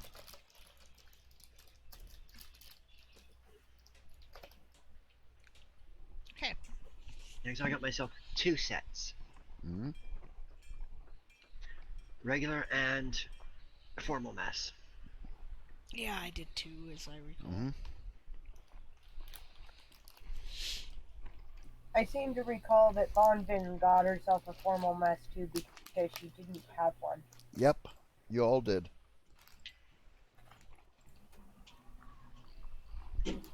Well, except Crowley.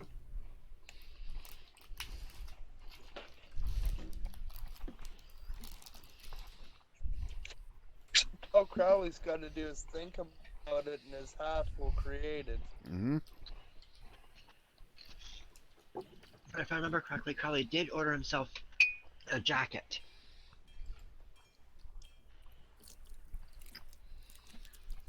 Yes, he Before did, he got but the hat. it was. He did, and he still had a jacket, but it blind with silver threads. Mm-hmm. Yep. Not the Navy. No. No, it wasn't a uniform. uniform. It was just a really nice coat. Will pick up Crowley's uniform and pay outfit and pay for it. Oh, well, Crowley already did. It's got nothing outstanding on it. You guys paid up They'll just front. pick it up for him. Mm-hmm.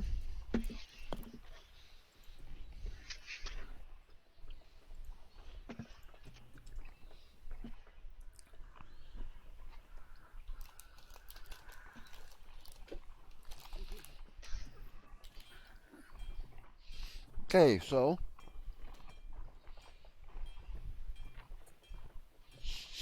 Yeah, and then we'll head to Leafy Bow as we said we were gonna do. Mm-hmm. I think at this point we might need some cheerful Tavern music. pub music. Yeah. Tavern music. You song is cruel. What'd she say? Sing to him. The lion sleeps tonight on repeat. Ooh, oh God. You. We away.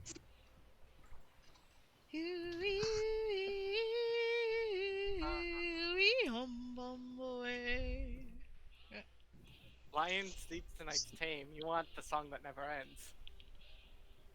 This No, is the song I've that been a little bit never Okay, ends. shut up for a minute, guys. Okay. I used to work at a diner that had those little on-the-table jukeboxes, and that song was in there, but the kids never realized that it took a while for their song to queue up. Uh-oh. So eventually you'd always wind up with it playing like 4 or 5 times in a row.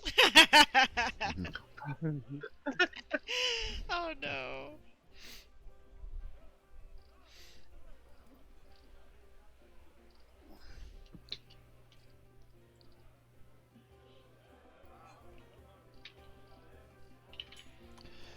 Yes, you guys walk into the Leafy Bow. There's cheers going on.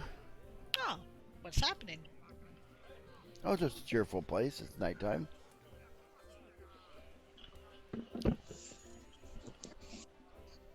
And what was the proprietor's name again?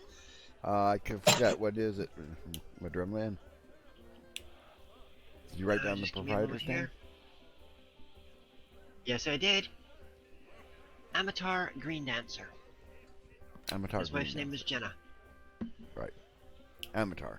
How are you doing, Amatar? She says. And I'm doing well. How are you? Gemma comes over to give Von Ven a hug. There, a hug back. Jenna, how are you? She says, I'm good. Come on in, guys. Oh, Sergeant, come on in. She says you come in behind them. Ah, perfect timing, she says. Smiling. Hand the sergeant his uniform. His formal dress uniform. Oh, he already had one. Thank you. Oh, he did. Okay. Yeah, I didn't order. I just No, he ordered a second one too. You I did just it? You didn't order? Okay. Okay, what were you saying, Chris? I was just saying while they were doing the whole Taylor scene, I was just chatting politely with the proprietor. Right. Right, so you guys go into the bar. Zershi says, now I'll open up my package from my mom. He opens it up, the table while you're sitting there. Yeah, it's got silk socks in it.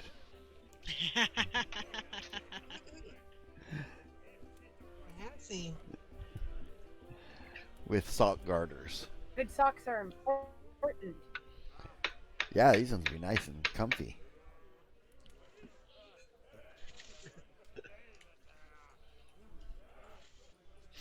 Well, one of the older druids, when I was growing up, used to say that gods only ever give you one set of feet. Yep. So you should take care of the pair you got. Wise words. Madrona looks at them and goes, are those regulation? With a smile. You know, there's no such thing as regulation socks, sir. I know, that's why I'm joking.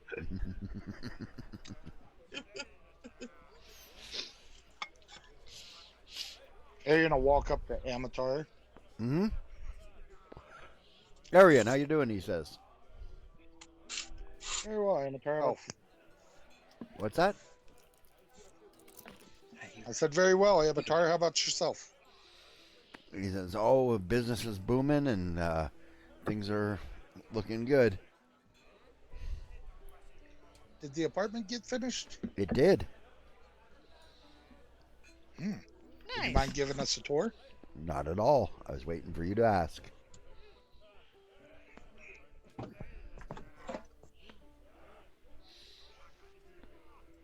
lead on then. Just, he says, follow me, guys. Great. Takes you through the back. He says, you'll all be given a key to this door. He opens it. Where you see he's got some storage stuff back there and things like that. Alright. And then leads you up a flight of stairs, which actually goes outside the tree. Leads out a door in the tree. And outside and up the outside of the tree. And then to a second level where built into the tree and partially grown out of the tree and such, you see an apartment has been built up there in the tree. That's lovely, she says. He goes, this door has a lock on it, but you'll probably want to put your own on it. He says he unlocks the door. Hands Arian the key. Thank you, Amatar. Alright, he says, come on in. He opens it up. Smells like fresh wood inside there. Smells like fresh wood, not cut wood, but like in the woods, fresh spring smell. That's wonderful, she says. He nods. Jonathan just smiles. He says, I got you each a room. It's small, but I figured it's bigger than what you were expecting. Well, absolutely. Yeah. I just asked for 2 bedrooms. He says, I figured you'd all This be is staying great, here while says you're here. Bonvin. Thank you so much. This is fantastic. He goes, well, you guys make my place more happy. Well, you make our day more happy, I'll tell you that, she says. All right. It is well, such a nice change after some of the things that we've seen and dealt with recently. I Makes hear you. everything better. I hear you. Almost like being back in the Grove. He goes, well, there's quite a few groves around here you could go and visit if you wanted to see one. He says, I could take you there.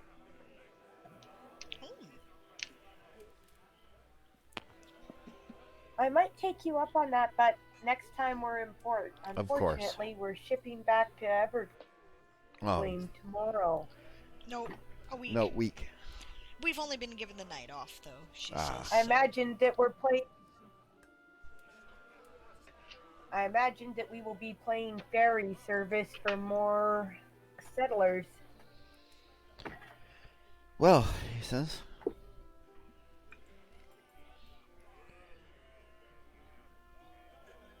So I'll look at Amatar and I'll say, so did you keep a copy of the key, Amatar? I did. Well, then we'll just leave this lock on it, and you can feel free to rent it out or whatever you need to do while we're away. He goes, oh, yeah, I might rent it out by the night or something. Sure, she says. No Yeah. reason to keep it Exactly. vacant while we're not here. Yeah. He smiles. He says, well, it's here for you guys tonight. That's fantastic, she says, slings her dunnage onto one of the beds. Yep. And, Arian's looking around for the door leading out to the balcony. Yep. There's a table beside the door, and it's got a flower pot on it, basically a flower arrangement with a bottle of some liquor in it, and like 10 glasses. A gallon-sized bottle of liquor. Nice. Oh, we don't even have to go anywhere. This is perfect, she says. You recognize the bottle immediately, Arian. It's one of your uncle's banana wines. Actually, I see you're doing a brisk trade with Hunk, Amador. Yeah. He says, I am doing a very brisk trade with him. He says, this is quite popular around here. This is a banana wine that his uncle makes. He says to other people, you already knew that, of course. Celine. Yeah. Smiles. And it's delicious, she says. I might get a little tipsy, I think. Oh no. Drunk Celine. What are we going to do? Says Lavelle. I giggle a lot, she says. Do you dance? I do dance. As well you know, she says, raises an eyebrow. Well, let's drink some wine and dance, he says. I like it, she says.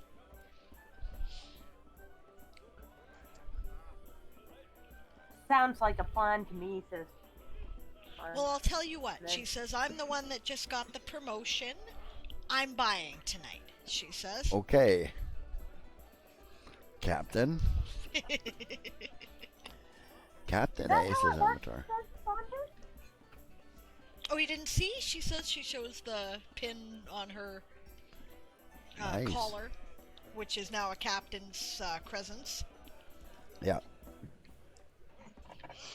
She says, I'm a little worried that I'm going to get the, nepotism line, but if I didn't take the promotion, I'd have been an idiot, she says. Mm-hmm.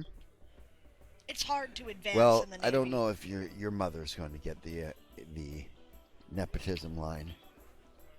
He says she's known to be very fair and hard.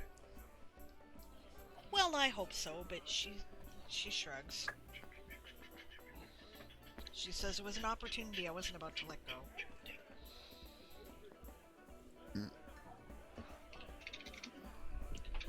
So I will buy, Charlie and we'll says, have congratulations, Captain. fun. Thank you. Oh, she Crowley says to shows up? Crowley. With a grin. Oh, hey, she says. Yeah, you finished off a shift and... I thought you were staying on the ship, but I'm glad to see you. She says, check it out. Well, would you look at that? Oh, you guys. There's a blank spot on the Loud wall and that looks proud like now. a door. By the way. But Crowley was still Which? saying something. Yeah, there's a blank spot on the wall that looks like a door. It's just a wall with a picture hanging on it. Picture looks like the outside. Oh. She goes over to the door, quote unquote, to check it out. It says, I heard you had a Mordenkainen's magnificent mansion. They investigated here. They came looking for you. Ah, she says. Looking for you, actually, Crowley, so I decided to put a place where you can put it. Excellent. Thank you. I didn't tell them anything, by the way. I didn't know anything, but I wouldn't have told them anything anyways. Since he was an asshole. He's getting his, don't you worry. Yes. They wanted to pin that orc murder on you, he says. Jeez. Can't they tell I'm not an orc? I'm a cat? Well, of course. Or They as just you wanted to guys pin it would on. say, I'm a cat. Well, I would call myself a penis. Celine resists the urge to kick his shin.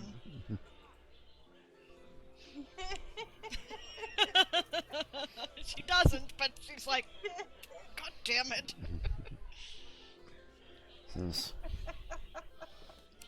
Yeah, I thought it was rude. Then he was an asshole besides. Well, thank you. Oh, yes. Yes, indeed he was. I heard about what happened to you, he says to Yasma. Yeah, he overstepped. Yeah, I imagine everybody's heard about that by now. Oh, yes. He says. There's a lot of outraged people here in this town. He better not show his face around. Well, says Bonvin. That's unlikely since he's in a brig having been stripped of his uniform. Good. And is under Night Elf watch. Dark Elf. Dark Elf watch, just in case he's an infiltrator. Or Dark Elf. I wouldn't put it past him, he says. In says. case he's an infiltrator, his behavior's been pretty un-elvenly. Mm-hmm. Yeah, he's getting his. You're all right, though, right? He says to Yasma. Oh yeah, I'll be fine. I'm sure plenty of people have been through way worse and come out the other end. I'm good. Doesn't make it right. No, it doesn't, but I'll be okay. I'm just glad he's gotten his. We did have some nice Valerian tea with the senior Tremaines afterwards, says Bonvin. And a little chat. Excellent, he says. Well, I'll leave you guys to get comfortable in your They room will be and writing some letters. come on down and have some drinks in a bit. Since we've got some new bards playing. We will. Thank you very much. Yes, thank you. Thank you so much, she says. This is great. I feel at home right away, she says. Crowley puts the key in the appropriate spot and opens the door to the cottage, the extra rooms. Yep.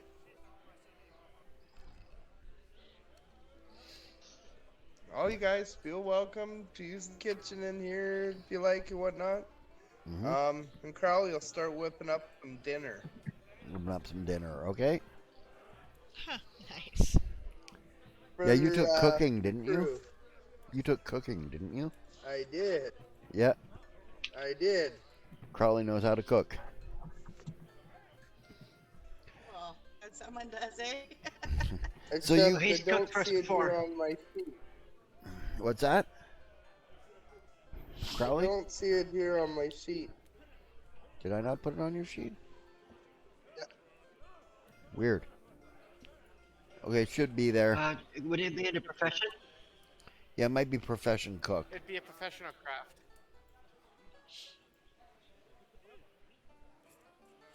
All I've got is professional gambler at the moment. Well. I remember you took it, so I'll look it up on your sheet here. Yeah, and I pumped a few Points into few it too, points yeah. into it.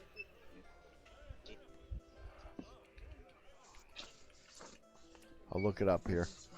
Yes, because charred meat on a stick is not tasty. It is, but not every night. No.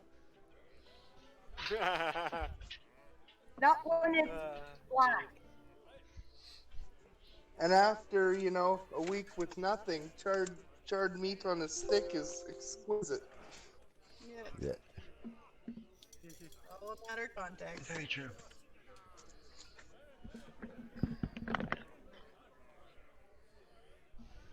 Well, the sergeant's just going to spend the evening sitting out on the new balcony and enjoying the view and relaxing.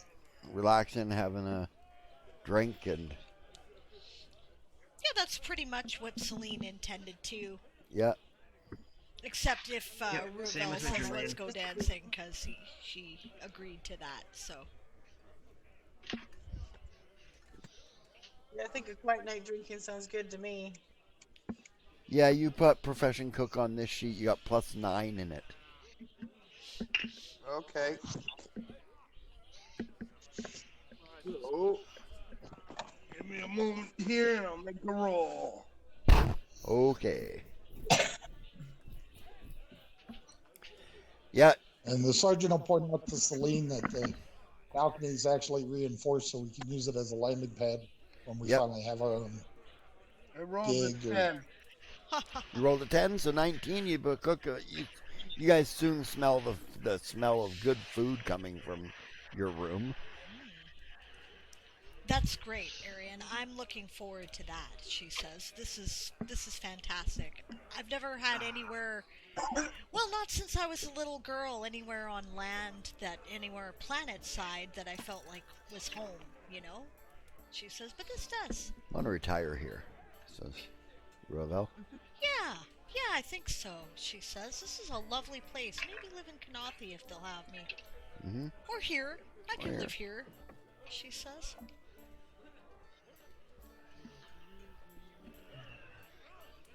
Yeah, Madrimlian pulls out a pipe. Yeah. Celine Tax doesn't. it. She pours herself more wine.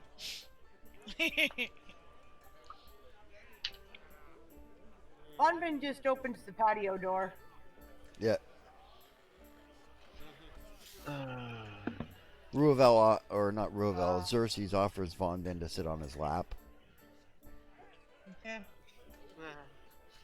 Sure, she'll sit on his lap. Yeah.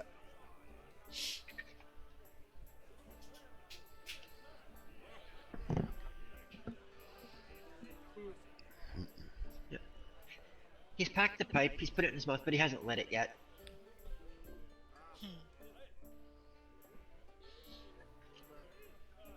I'm already on my second drink. Yeah. Out with a cream seafood stew for everybody. Oh my goodness, that smells amazing, Crowley. Thank you so much. Yep. Oh, no problem, you guys. If you're gonna be drinking, you should be eating something anyway. Put something in your bellies. It's been a long day. Well, if you insist. I do. You indeed. Food is good, says Bonvin. Yep. That it is. Excellent. Reminds me, I need to go shopping for materials to make some magic items. Yep. Oh, You guys do you? want me to make anything for you guys? Yeah, I think I sent you something, didn't I there, Taz? Or agreed to something? You said, hey, this might be handy. broach You of guys shielding. back, no, Belt of Incredible Dexterity, I believe it was. Right. That was it. The sergeant says, "Don't look at me. I'm too poor to afford anything right now." Yeah. Yeah, so You got am a I. ship to build. Well, I guess it's more time for my own items then. Well, Some of honestly, the stuff there takes are. a while, like the belt. The belt take me 4 days. Yeah. Yeah. I've got something on hold back in Arianrod, and it's not cheap. But the sergeant knows what I'm talking about. Don't you, Staff Sergeant? You mean that stupid old bulky bot? Dusty old tome, says Roselle. Could you have used something like a new sword or better armor or something that'll keep your ass alive? I'm working on that. I hear it's No, big. I almost make that though. Knowledge of history will keep me alive as Bonvin well. says, Wumvin says. knowledge is a weapon as well. Sure, a book that size, you could easily use that Knowledge as a is a shield. weapon as well.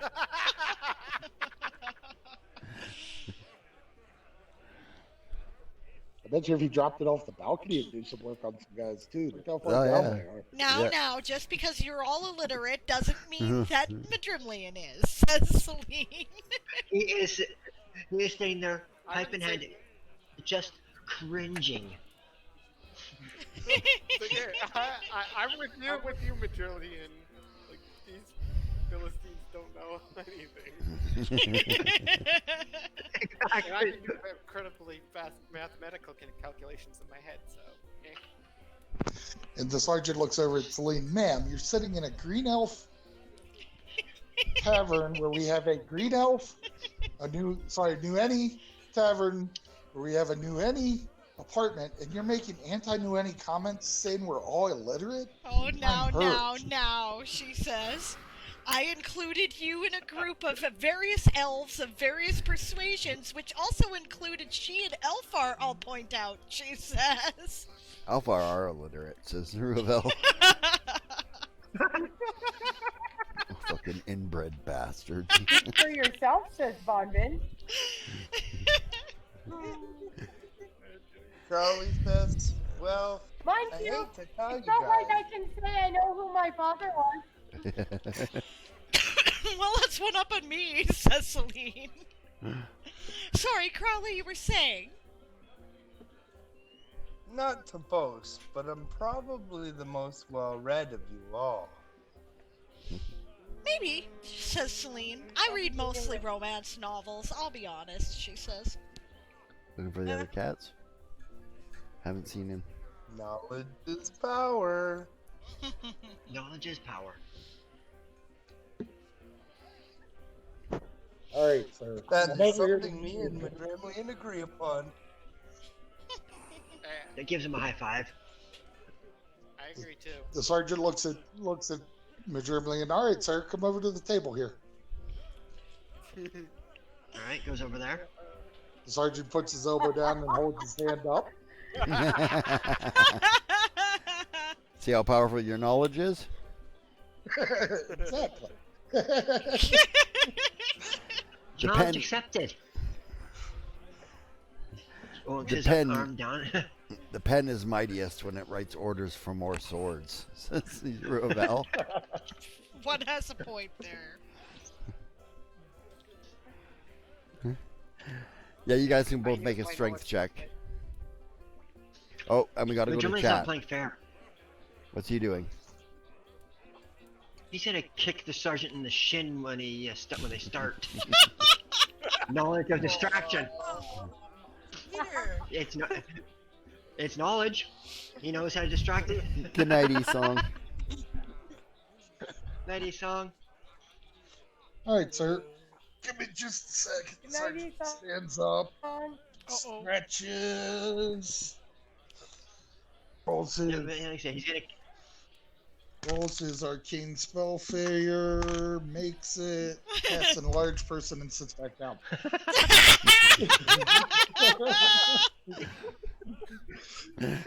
Oh, it's gonna be that way, is it? Well, you did say knowledge is power, sir. You're right. Oh So, boy. It's hilarious. are you ready, Sergeant? Yes, sir. You guys All right. lock up wrists. He needs to make a will save. Okay, what are you doing? Telepathic lash, flooding his mind with memories and stuff to make it so he can't actually take any actions. Okay. Is it a enchantment or a fear effect or? It is. Nope. It's a sonic effect. I believe it is a. Mind affecting. Yeah, But it's telepathic. So it's an enchantment. Yes, your +2 does apply to it. For being an elf.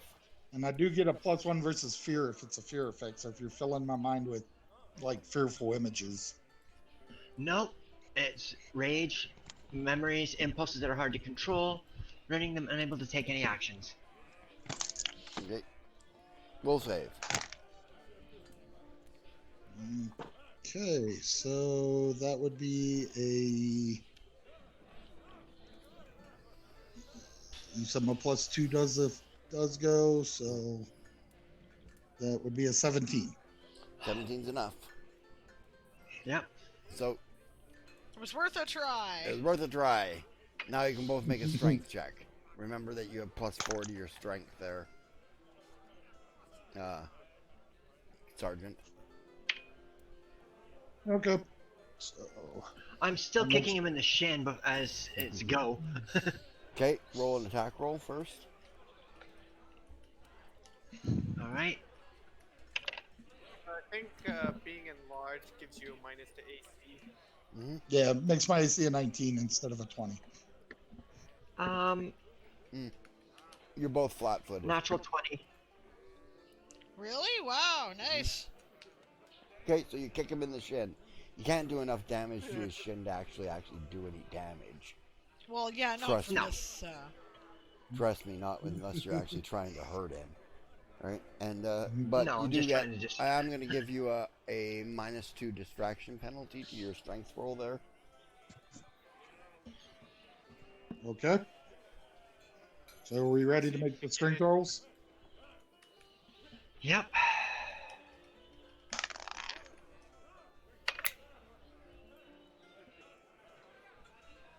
I'm pretty sure he won. So he basically took out my +4 strength with kicking me in the shin, right? No, he took out 2 of it. Right, but no, a +4 to strength's only +2. No, I to meant your... -2 to your strength, not to your check.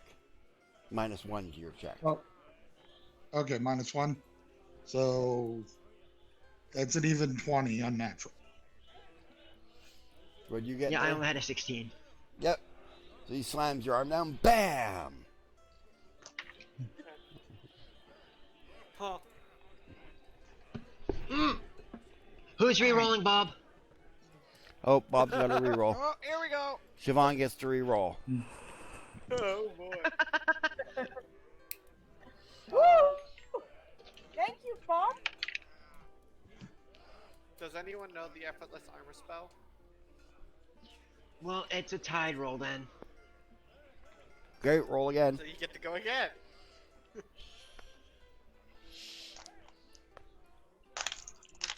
Good to know it's got a low latency rate there, Dinosaur Bob. That's awesome. Yeah, that's good. Natural 20 this time. Wow, excellent. That's nice. I rolled a 19. Might still beat you. He does. I only have a total of 22. Yeah, I have a 24 with a 19. So I don't slam you down. I just kind of press you down. Press you down after he holds you there for a minute, though. Yeah. Yeah, he holds you there for a minute, and then you manage to force him down. Impressive there, Lieutenant Senior Grade. You're harder than I thought. That's hot.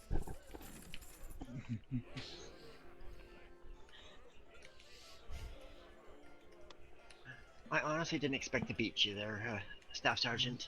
It was just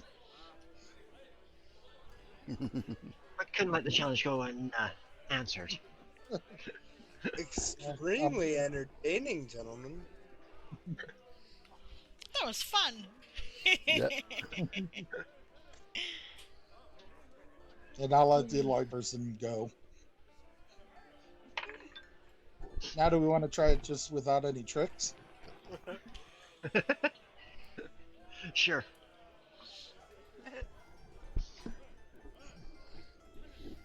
You heard that, eh? How about we do it left-handed this time? Ooh. Sure. Oh, actually, he might be ambidextrous because he uses two swords. Yeah, I'm a two-weapon fighter. I'm aware of that. We got 2 cats in the house.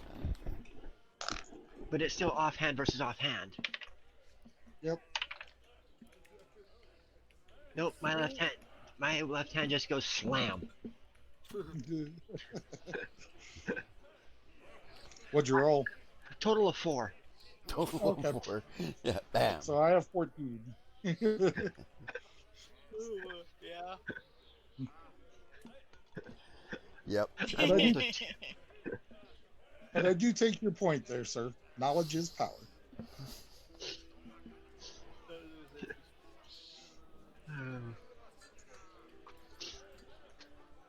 Well, that was quite entertaining, says Celine. Good job, guys. Drinks for both of you, she says. Pours some more wine. Yep. I haven't even started my first one yet, says my Driflian. Better We'll drink have another faster, one. she says. On my 4th drink. He Oh, hands the wow, second one over. He hands the second one to the staff sergeant. To the winner go the spoils.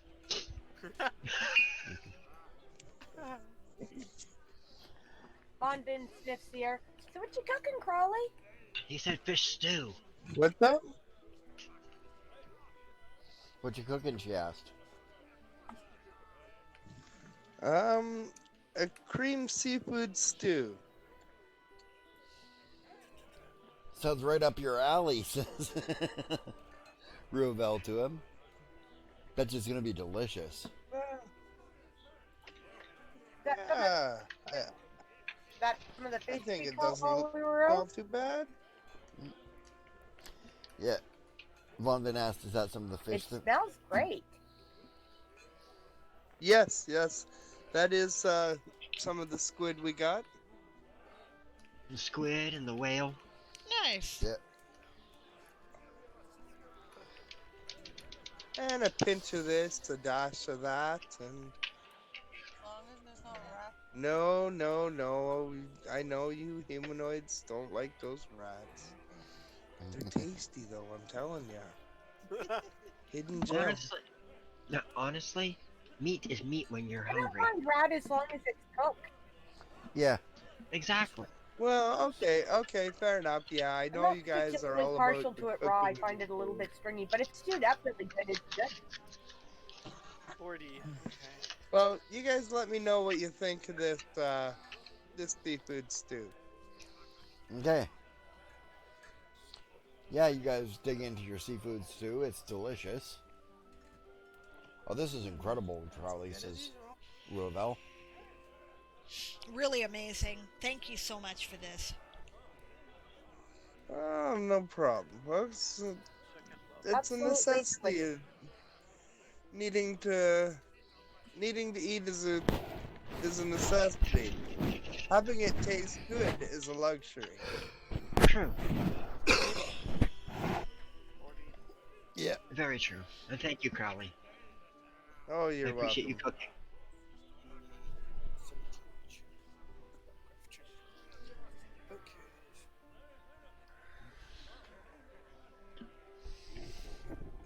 Yep.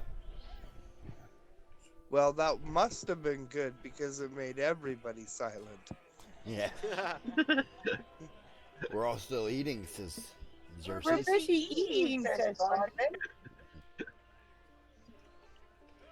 Well, generally you can gauge how good a meal is by how silent the room becomes. Yeah, loud meals are not good meals, says Ravel. Yeah. Well, it's amazing. Thank you so much, she says, wiping her mouth. Sorry I bumped the mic there. Yes. Well, I'm glad everyone enjoyed. And if there's anything you guys want specially and you can get me some recipes for, I'm pretty sure I can whip something up. I'll see what I can do when we get back to Arianrod. Alright, well, some places might be limited for ingredients, but I can still make it taste good, I'm sure. I'm sure. In fact, Carly, when we get back, would you care to join me when I go to the bookstore? Sure. Probably pick up a book or two. Or 12.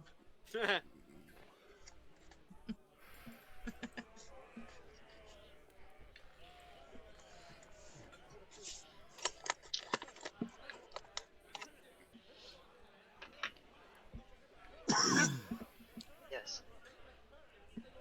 Yep, so once Midgerman finishes eating, he'll head back out onto the balcony and he'll light his pipe.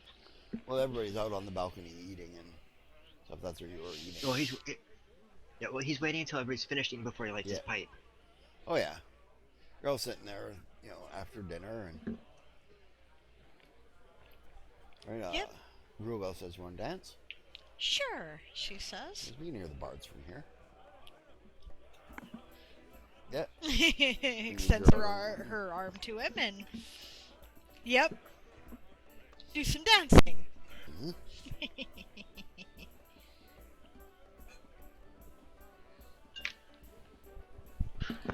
Midgerman leans over to the staff sergeant. So what are we going to do for Vonvin? Or not Vonvin, for Yasma. I'm not gonna ask what you're gonna do to me, because I know someone's gonna do something. It's expected, but we gotta figure out something for Yasma. We short-sheeted the captain, and we gathered the Gnomish Kama Sutra. I don't know if that'd be appropriate for Yasma. No, but we gotta get. Oh, how do we get the captain again now? That's the question. She did just get another promotion. No, I'm thinking.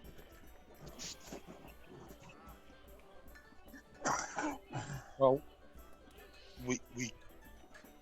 no, she's not technically in command of the spoiled bride anymore. So I was gonna say we could get a magic mouth that just announces it every time she opens a door or something. Oh, what are we gonna name the ship? That's what we gotta think about. Don't we first have to get it flying, says Xerxes? Really flying? We do, but the thing is usually the ship has a name before it's commissioned. Well, in this case, registered because it'll be a civilian vessel, but.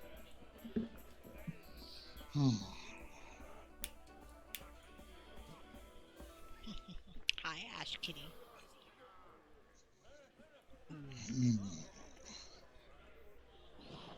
I think this one's going to take some consideration. Language. Yep. I agree, but it should be something that actually reflects all of us, not just the captain. Bodie McBoseface?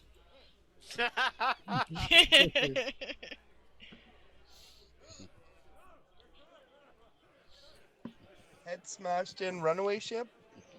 Head smashed in.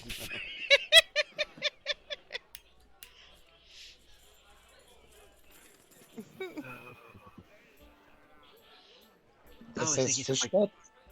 What's that? SS What Fish about Gut? Golden Treasure, says Vonvin. Gold Wedge? Now, after our experience with the golden bells and gold branch, I don't think we want anything with gold in it. Yeah. Except the hold. Well, Good point, Crowley. Good point. We want the whole without gold. Sorry. Technically, Well, we could call it a brass monkey. well, technically she's a noble, right? Most of us are. Shit, sorry guys.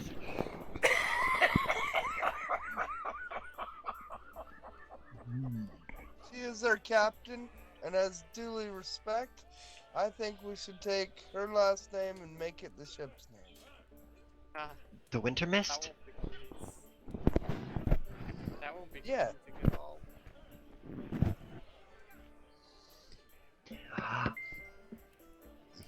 You little bitch. Now he's gonna. I think that'd be a great way to honor the Yeah, captain. but it's got to be something that'll annoy her too. At the same time. So how I about was like thinking something about princess? Something How about so Princess grand might winning this? annoy her because she is so humble. That's what I'm saying. So how about we call it the Princess Winter Mist? Ah, even better. Sounds good to me, says I can Xerxes. get behind that. I totally can missed get this because I definitely wasn't get paying behind attention, that. so that's good. No, you were dancing. Oh. Yep. I'm thinking something about misfits though too. Yeah, that'll just become synonymous. That's true. Princess Winter Mist. Sounds good. Yeah. Crowley pulls out 2 copper and slaps it on the table. There's my 2 bits on the situation. Yeah.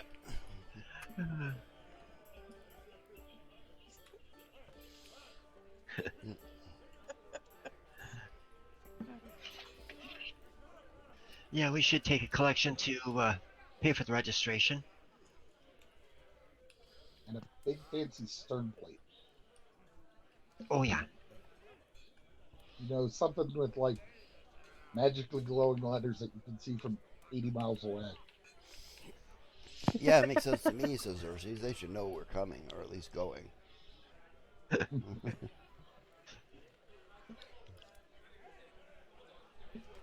Are you sure that's a really good idea, says Von Bin? Being a civilian vessel, doesn't that, like, leave us vulnerable to things like pirate attacks? Well, no, etc.? because we could have a little cloth that just drapes down over the back and covers it when we want to get away cleanly. And don't. Or would not think we would want And to- then, advertise our comings and goings? well, just goings, because all they would see is our ass end. And we could also put "Eat my barnacles" on the back. Eat my barnacles.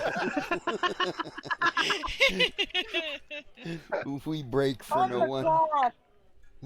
We weigh anchor for no and like one. one of those little, and like maybe our anchor could be like a set of brass balls. Yeah, big set of brass balls.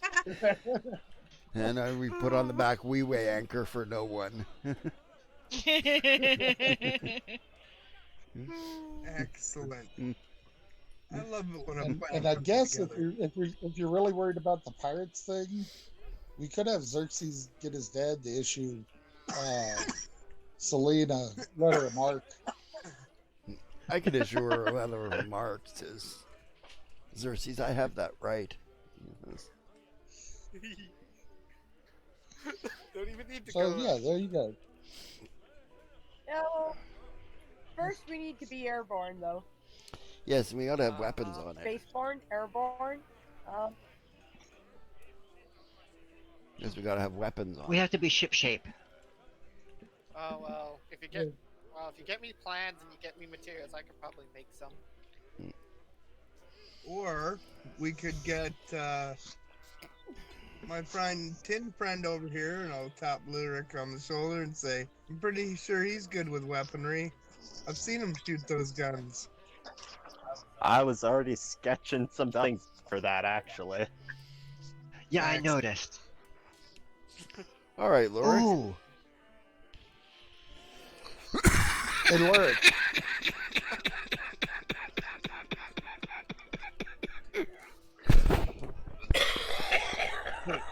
Lorik, think you could have a Yeah? deployment system for our little breaching explosives?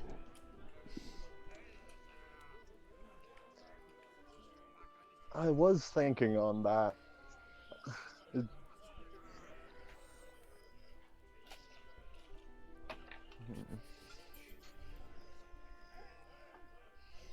And I was looking at the, I forget what it's called. Basically, the Jane's book. Don't the gnomes have one of those like new rotating rail or not swivel gun multi-firing things that they're mounting on their ships these days? Gnome's got lots of shit. Yeah, and make them magnetized so they can hit the rivets for ships that aren't. What, solid? They're sticky.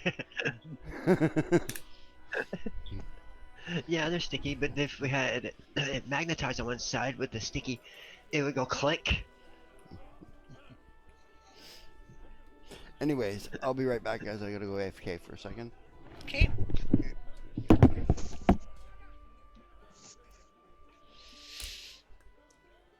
While you're there, ask Jamie if I need to go look for the cat.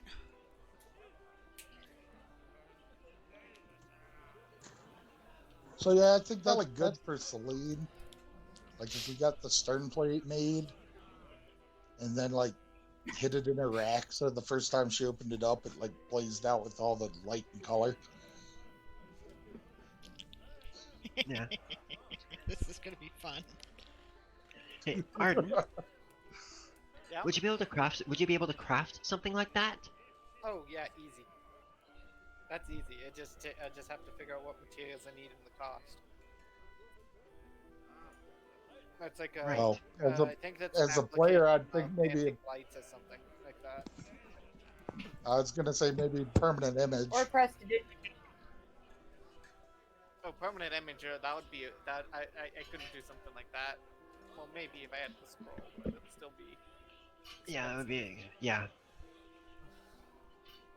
As a wondrous item, I'm sure Aaron will let him get away with, since it's relatively minor and kind of peepee. It's probably going to be like prestidigitation or dancing lights. Probably Either or dancing would lights. work, I imagine. Or a combination of thereof, so you can have like sound and shit. Oh, so it changes. Although if you use I was gonna say, if you use prestidigitation, then, you know, with the appropriate command, you can change what it said. Yeah, exactly. Which would be funny as hell. And would give us a dark option. That's a good point.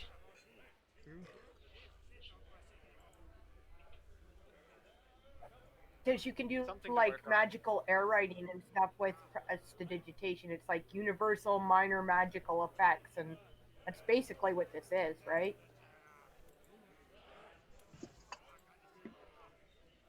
Yeah, At least that basically a would be big my glowing argument neon to light use that says.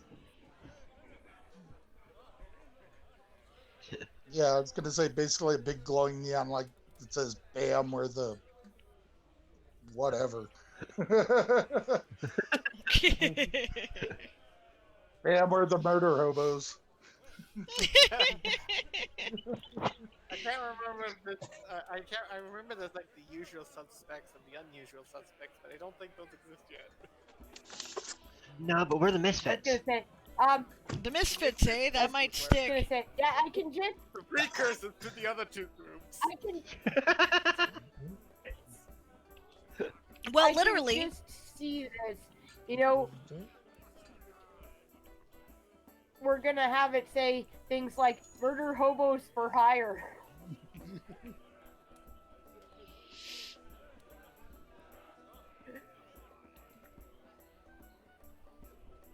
So basically, we're talking like one of those programmable street signs by the side of the road the government uses to put up messages. Yes. Yep. Yes. Exactly. That's basically what the sounds of it what we're making. Yep. This also solves the problem of not having the ship name right away, because then it can be made to say whatever we need it to say.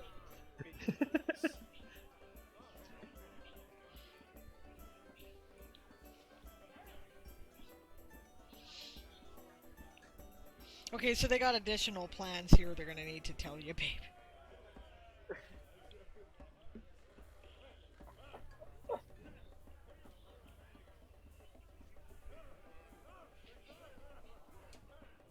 Basically decided to make it like a programmable sign. Okay, hit me with it.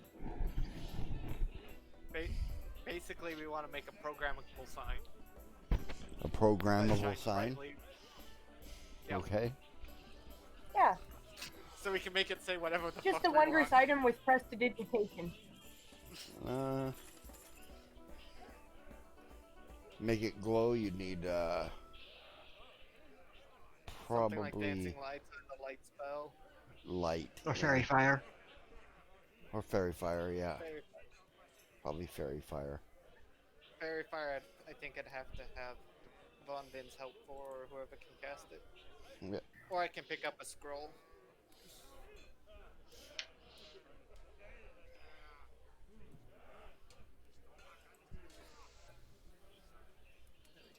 Basically, the idea is once we get it made, we're gonna hide it in Celine's bunk, so when she opens it up, it just like blazes out with this big blaze of light that says, you know, SS Princess Mistwinter.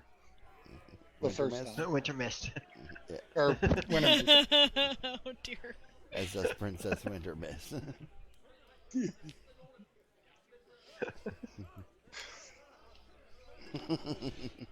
Or read Captain of the SS Winter Mist. I think that you guys are like, well, the AINS Winter Mist, actually, technically. Okay.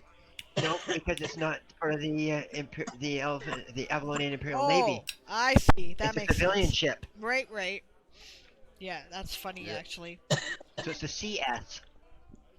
No, it's SS. I can't remember what it stands for, though. It's been too long. Civilian? No, that'd be civilian. That's what. On SS, it was steamship, or in this case, I guess it'd be spaceship. Princess Winter Spaceship, Mist. yeah. Yeah, or Starship, yeah. Starship. Yeah. Starship. Yeah.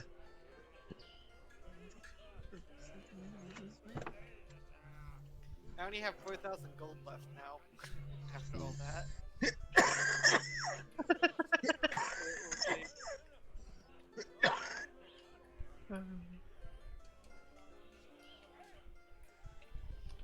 Anyway, Yeah. you dance a few songs with Ruel. Thank you, he says. Thank you. That was a lot of fun.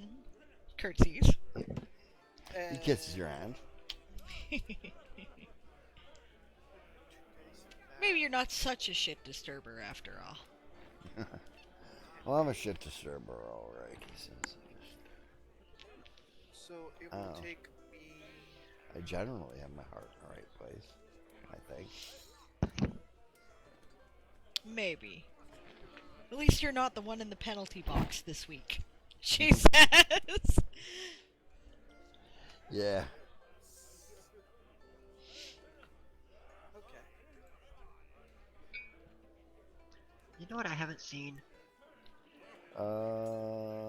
Most Captain of the in her underwear? universe. What? Too many of those. Shalante. Oh, thank you. Hydrates. Hail, Hail hydrate. hydrate. Hail hydrate. Oh, I accidentally closed the Twitch page. Oh no, it's over here. It was on my other screen.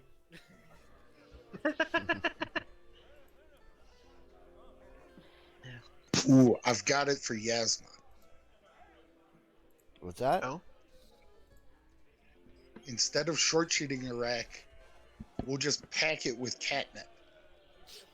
Pack her rack with catnip. Oh, that's brilliant. So mean. God. Stuff for Yeah, pillow full London of has catnip. fairy fire on her spell list. What was that about Wunbin? She has fairy fire. She does have fairy fire on her spell list if that's what we need to do. Yeah.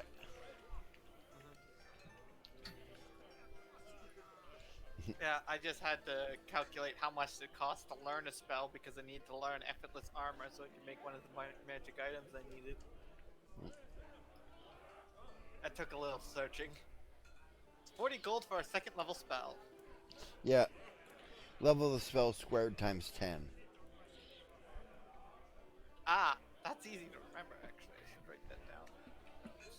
So it's 90 gold for a third level spell. It's 160 gold for a fourth level spell. Yep. Up to 8,100. And posture check. Thank you.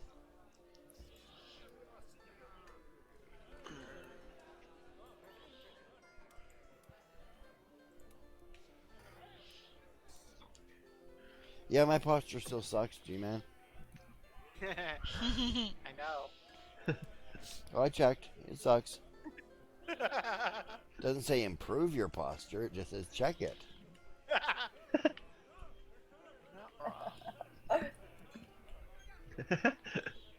Oh, I like that one, Rowan, in the Discord.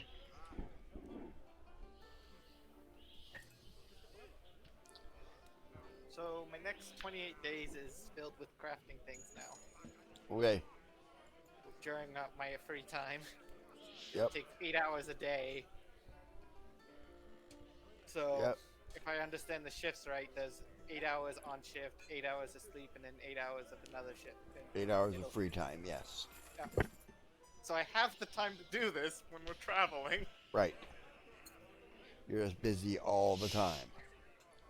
Well, I'm enjoying when I'm making things. Yeah, you're just busy all the time. Alright. Okay.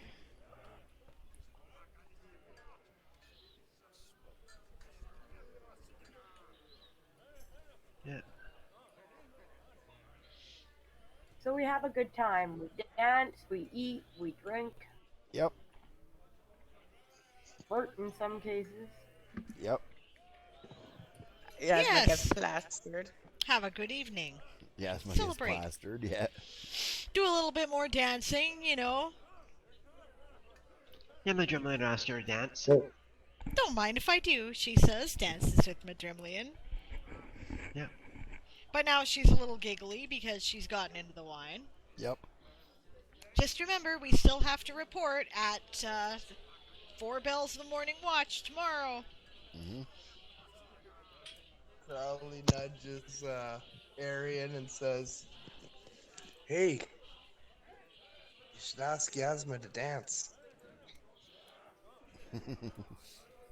Oh, I thought she was dancing with Xerxes.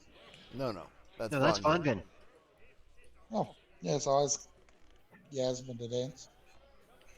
Don't mind if I do. Started back in his own world again, thinking of how to make things. You gave him a project to work on too. Lorik's just sitting on the balcony, his legs through the slats. Yep. In Right. a journal. Ruel comes over to him. He says, "What you writing, bud?" Just plans for the ship, mostly. Oh, yeah. What needs to be done, where the cost of the material. I'm glad somebody's got that under control because, frankly, we're lost, man. Like, we got this ship. We have no idea what it's going to take to get it flying. So I'm glad It's you have gonna some take a idea. bit, but she's Yeah. workable. Well, it's got no weapons at all on it. And a lot of placement. It has spots for them. Yep. Or did. In places.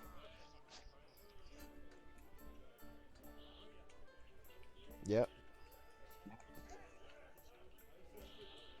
So the sergeant will dance a few dances with Yasma and then artfully contrive to switch her with Lilas to get Celine in a dance. Okay. Sure. Making your way around the room, are ya? Well, I need to talk to Celine without Lilas knowing it. Got it. Yep. So you let Yasmin in on it so that she can dance with Lilas and you can Keep get him Celine distracted and put the tinfoil hat on his head. All right, we'll do. Start dancing with him.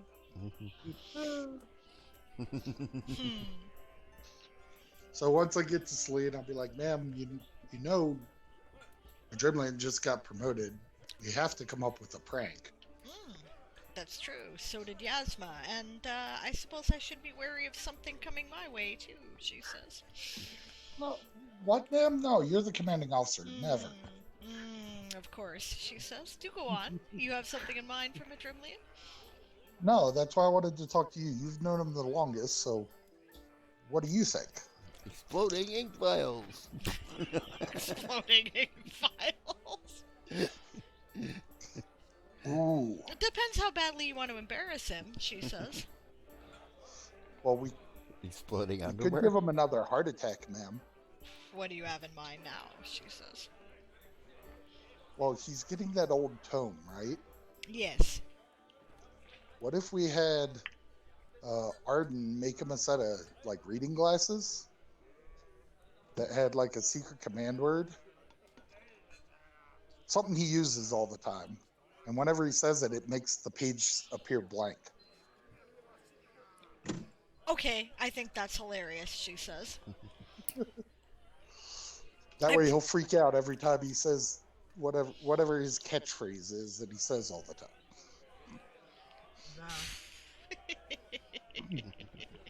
Every time he says the. It. Oh, now I said it.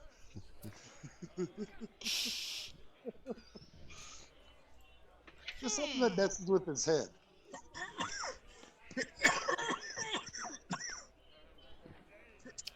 I'm just trying to figure out what his particular catchphrase is. I mean, it's generally a stream of chatter, she says.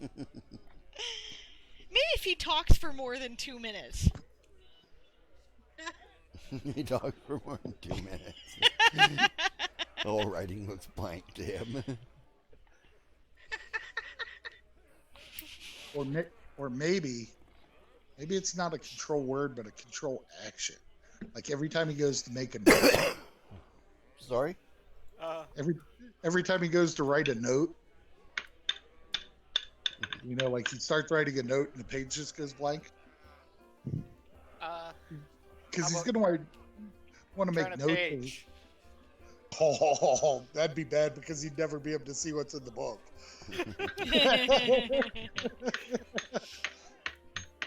Well, No, the every thing time is he you goes can to make the make command notes. action be the activation thing and the deactivation thing. So every other page. Every other page. Diabolical. Pretty sure you guys don't have a little bit of Crowley in you. Maybe he's rubbing off on us. As a player, I just have a lot of experience playing the medieval rogue. Oh yes, I'm sure. I am sure that there's no Crowley in me. Well, the first magic item I'm working on is the Apprentice Gloves of Cheating. How drunk You is guys would know Xerxes? that. Uh-oh. It's the one that allows you to cast Presentation or Mage Hand at will.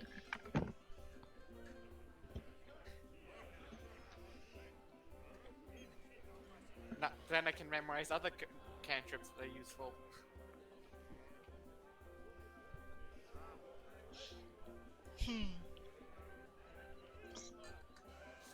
Yeah, that's a possibility. Unless you can think of something more mundane, man, that'd be a lot more fun.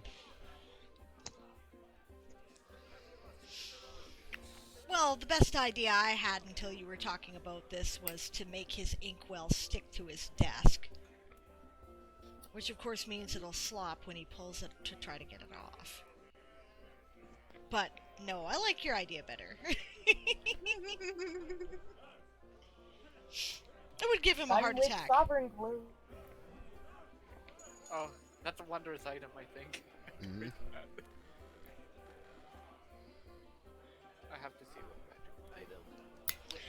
Oh, Taz, yes, the item that you sent me, if you'd rather build that instead, then that works for me. Oh, that one's far more expensive. That takes like months to make. Oh, yeah, okay, never mind. I can't afford that yet. Okay. But yes, I would like that. That would be great. What is that? It's called A Corset of Dire Witchcraft. Oh, yeah, yeah. Yeah, that would take 22 days to make. It would cost you 11,000 GP, and you'd have to help make it because it says the creator must be a witch. Yeah, so Okay. you'd have to help him. No, that's cool. We'll have to do that sometime, because that is a great idea. It's a really good item for witches. Yes, it gives me armor and a bonus to my hexes, which is great. Get him, yeah. No, I like your idea very much, and I really don't have a better one, honestly. Would you prefer something more mundane? I could work at it. No, it's just a lot to ask Arden to build stuff for us just for a prank. That's true.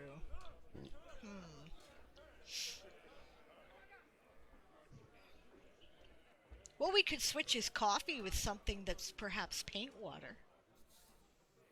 Oh, I don't know Oh about man, the he already coffee did that switch himself. thing. I know, that's why Yeah. it would be funny, she says. He'd have a heart attack as soon as he put his mouth on it. Oh, you mean a non-poisonous dye that will like dye Yes. his mouth blue from drinking the coffee? Something like that. There we go. Dye's mouth green. It might not be well, I don't know. Maybe there's some alchemical stuff we could cook up. But generally, if we're going to make it look like coffee, then it would dye his mouth black or brown. Or green. Because they would. Oh, yeah, maybe green. Or rainbow. That would be hilarious.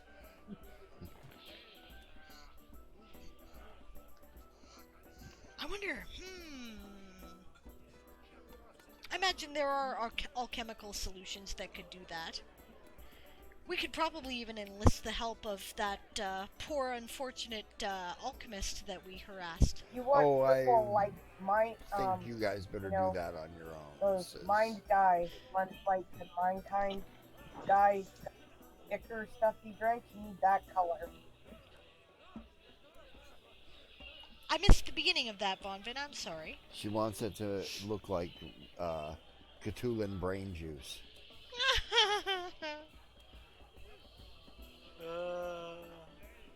Okay, so to make solvent glue, you need to spell make whole, which requires to be either a cleric, an occultist, a psychic, or a wizard or sorcerer. Magus says can't run that one. Gotcha. Not Cthulhu brain juice colored, just Cthulhu colored. So he thinks maybe he might be turning into one. Oh, like his skin. Like drink it and it Turns dyes his mouth skin. like Cthulhu colored. Oh boy. That's just cruel. That's just cruel, she says. I think that might be a little much. But funny.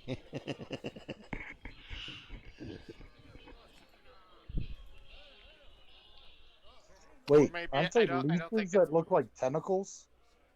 Yes. Ooh, we could attach some of those to his chin while he's sleeping. Okay, that's just too good. I can't resist that. Just don't use solvent glue. No, No, just 'cause- regular glue, she says. Though I could make, what is it? The solvent dissolvent, I guess. Yeah, universal solvent. Oh, I mean, if they're The leeches, first they'll thing about attach on their own, right? Oh. Put And some when he leeches pulls on on him, he'll feel like it's part of his face. Put some leeches on his chin. Yeah, the worst thing about leeches, says Bonvin, is you can't even feel them. Yeah. Yeah, I think leeches is going too far. Why? Oh, it won't hurt him. Don't hurt him. And it'll be like gooey tentacles. It'll be funny as hell. Ah.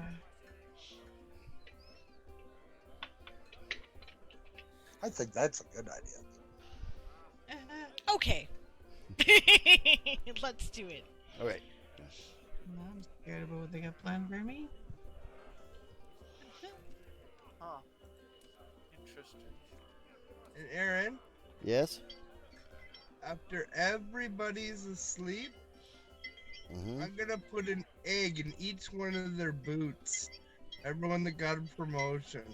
So when Okay. they step into their boots in the morning, They splat. squack an egg all over their foot. Okay. That's my little, Contribution to the fun. yeah.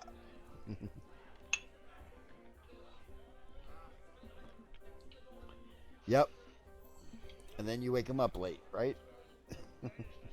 So they got no Yep. time to clean their feet up. They have to sit there with gooey egg all over their foot all day. Prison dissertation, I think, will take care of that. Sadly. Yeah, It would, yep. But it would still be funny for a minute because that's what we'd have to do. Yep.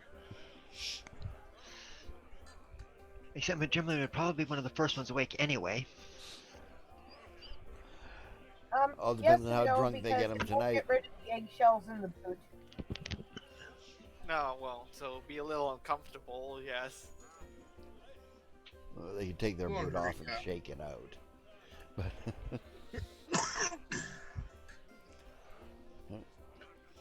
depends on how drunk they get Madrimland tonight.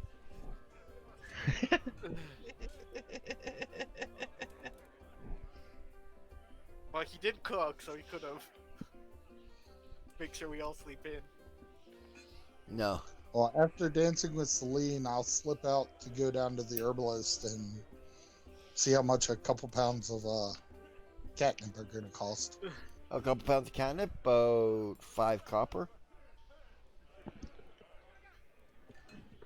You want fresh? Yeah. Yep. 5 copper. Couple Okay. pounds of dried is a little more, but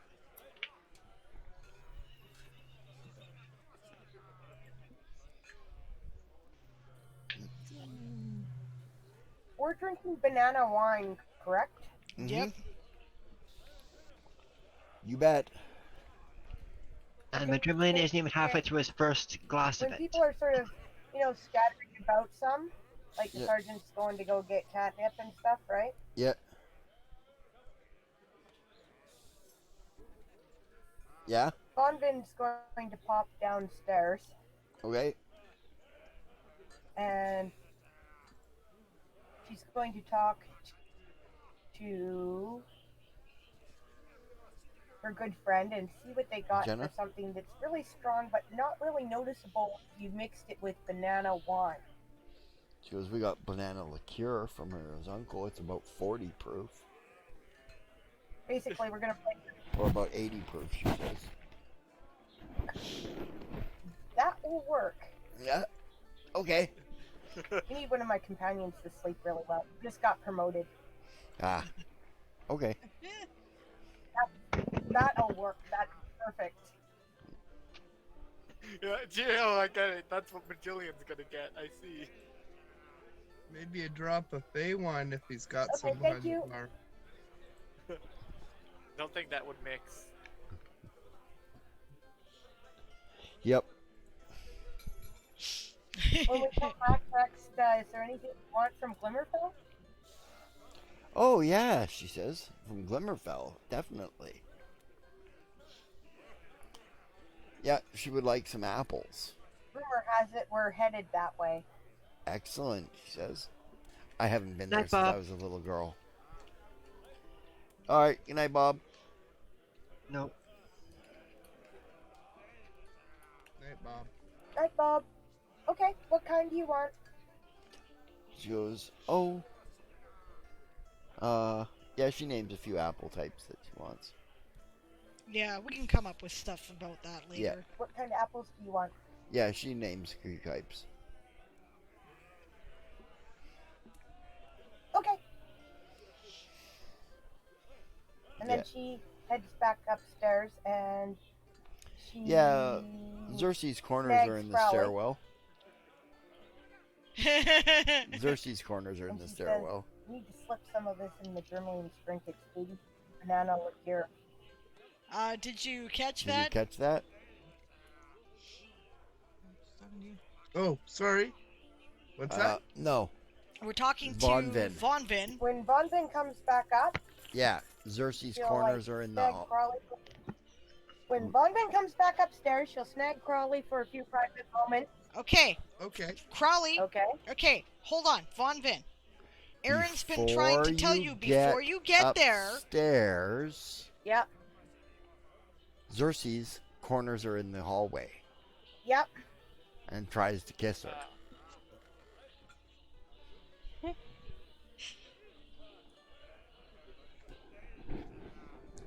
That's why he asked, how drunk is Xerxes? Roll the die to find out.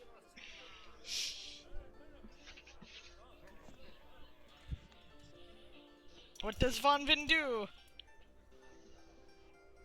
Does she kiss him? Does she dodge him? What does she do?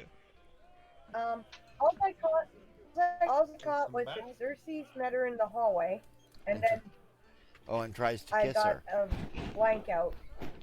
He tries to kiss her. Oh, she'll give him a kiss back. Sure. Yeah, like a deep kiss. She will kiss him back. No Okay. problems. Aha! Yeah, sure. She came on that. Yep. And the She sergeant really attempts likes to him, actually. practice his stealth past them A lot. when he comes back up the stairs. Yeah, you sneak past. Hey, that's my foot. Demon is in full demon I mode. only get a 12 on my stealth, but they're probably they're distracted enough that I think I did really well. Yeah. Well, the thing is, hang on. There are still two rerolls in holding Is there? from our last game session. That's Yes. true. From who? Barbarossa, who's not in stream. Okay, can't do Barbarossa, his... who's not in stream, and Isong, who's already gone off too. Yeah, no, can't use them then. Okay, You could give him a reroll if you wanted, though. I'm going to. Okay. You get I a can only better... give him one though, so. Right.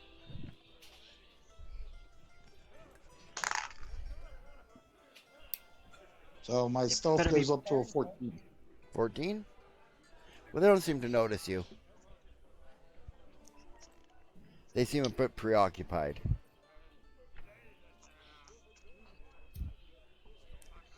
Right? And I will try to continue my stealth into where Yasma's rack is. Mm-hmm. Does Madrimlian notice him? Since he's not drunk yet? No, you're out on the balcony. He's inside. Okay, yeah, he's keeping Yasma company. He's talking to her. Hmm? Keeping her distracted. So I have a He's gonna 21 on my stealth to get through and in there and put the catnip in her bunk. Hmm? Celine will help. And then I just come back out on the balcony. Yeah. For your information there, Crowley, you can decide for yourself whether catnip has any effect on Phoenox. Right? They might look like cats. Same physiology. So yeah, it affects me like cannabis affects humans. Yeah, you get really stoned and giggly. Oh, like way stoned and giggly. Yeah. Actually, I'm First just waiting. time you ever got stoned. Actually, I'm just waiting for Raja to go in there. Yeah. Fucking Start rolling around in the bed. rolling around in the bed. And fucking catnip and feathers everywhere. All right. Yeah. Okay. Yeah. After a few minutes of kissing you, he says, maybe we should get back to everybody else, eh? Unless you'd rather be alone. Yeah, we should. Okay. Oh, maybe later, because I've got some 80 proof banana liqueur here to give Crowley to slip in the room lane's drink. Ah, sounds good. Okay. Kisses her again. then Yeah, takes she her kisses him back. then takes her back outside onto the balcony. Okay. Yep. Before we head out to the balcony, where's Crowley? Out on the balcony. You want me to get him? He says. Okay. Okay, he goes out there. He says, Crowley. Can Yeah. you show me where you put the cinnamon, man? Oh yeah. I'm gonna go right in, go into the door there, and go into the little kitchen and. Yep. Now you've grab got some him cinnamon. inside. Bonbin will, slip in and she'll hand him a bottle of the banana liqueur. Okay. What do you She want says, me to do with "Hey, this? Crowley, Slip a Mickey into. I need you to slip a good dose of this in banana wine. It's banana liqueur. He's drinking up his drink. Okay, is he We're almost getting done the one Madrimlian he's drunk. He only drinking? drinks one drink. What's that there, Crowley? How far is he through the drink he's currently drinking? About half done. About halfway. Okay. Crowley's gonna mix up another wine glass of like I guess about 70% the banana liqueur, Yep. and then 30% wine, Okay. and he's gonna take it out and present it to Madrimlian, and he says, "Congratulations on your promotion. It is a night to have two." And hands him the drink. I agree, says Rovel. It's a night for two drinks. But only two. You can do it. You gotta let loose sometime there. Remember? You only get made lieutenant once. Yeah, This and is true. Unless, of course, you manage to get demoted. yeah, which could happen. And that you don't want to think about.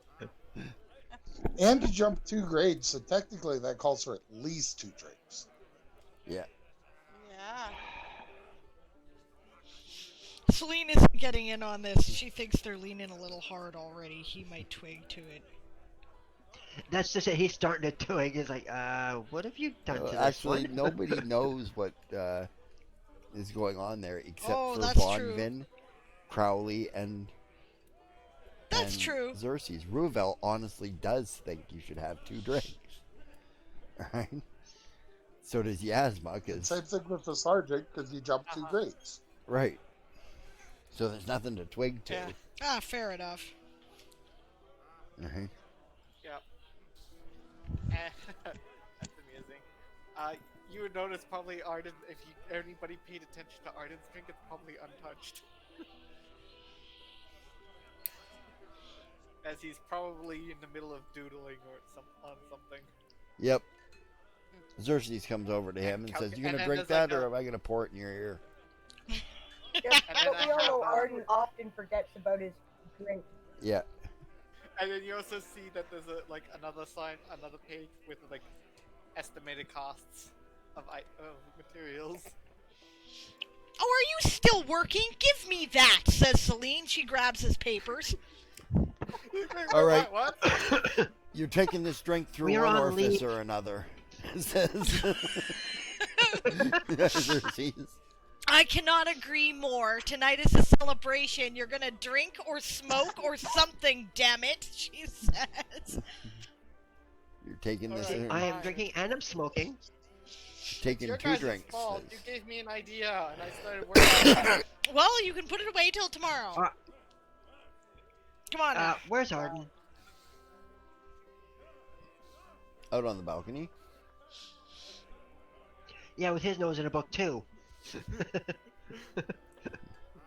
Yeah, that's why we're. This is who Oh, we're talking. where's Lurik? Lurik? He's out on the Yeah. balcony, but he's sitting there checking out the music, basically. For anyone paying attention, there's like 6 or 7 cigar stubs beside him. Smoking all night, yeah. Smoking all night, yeah. Like a chimney. Probably doesn't affect him that much, though, is the problem. Nope. Probably sniffs at the air. The sergeant Kinda- looks over at Lyric, too. when the Kind hour's of, done. meanders off by himself, trying not to get noticed. Yeah. Still sniffing the air. Trying to find the source of that aroma. Yeah. Yeah. And, Chris was saying something? Chris, you were saying? I look over at Lyric. Does like mineral oil get you drunk or something?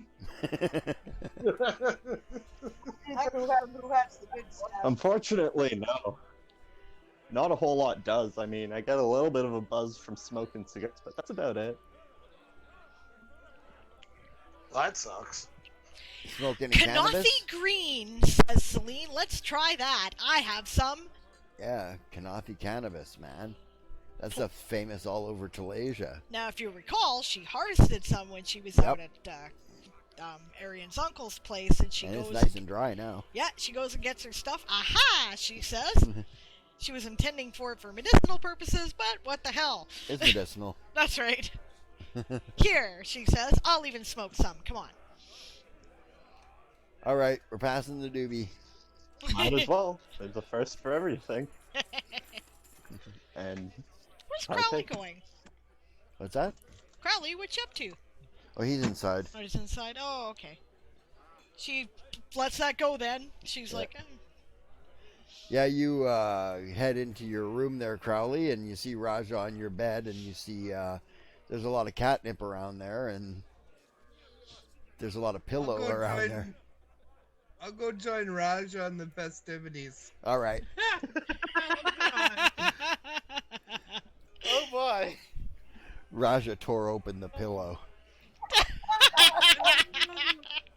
And just the smell in the air is intoxicating enough. Oh, yeah. It's a psychedelic journey for me and the cat. Yep. You guys are thinking there. You hear fucking Crowley giggling away in his room. Right? You hear fucking coming from fucking Raja.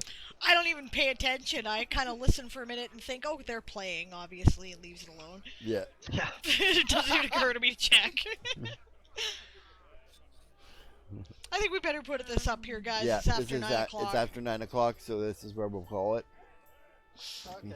Thanks for having a good game, guys. Yeah, this was fun, nice, relaxed game. Yeah. Yeah. Good times. After that intense game last game, it was good to have a nice, relaxed one. I agree completely. Yeah. All right, so channel announcements. Don't forget that tomorrow Aaron will be back for Ask an Old GM Jesus. at 1 p.m. Pacific Standard Time. Well, Pacific Daylight Time. We're still on that for a while yet. And then on Wednesday, I'll be back at the same time for Diane Writes. We'll be back next week. We're still working things out for new displays and whatnot. We're hoping to get... We're trying to figure out how to get Foundry set up so that we can get video happening, or at least character images, so you can tell when people are talking. And we're going to see if we can figure out why we're on mono. That's kind of annoying. But otherwise...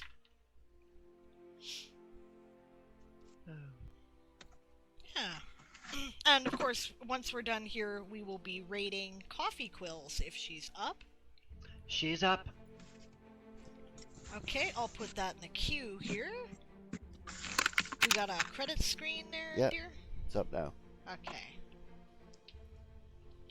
Toy Soldiers Old School is game mastered by Aaron Ree, based on the Toy Soldier Saga universe, created by Diane Morrison.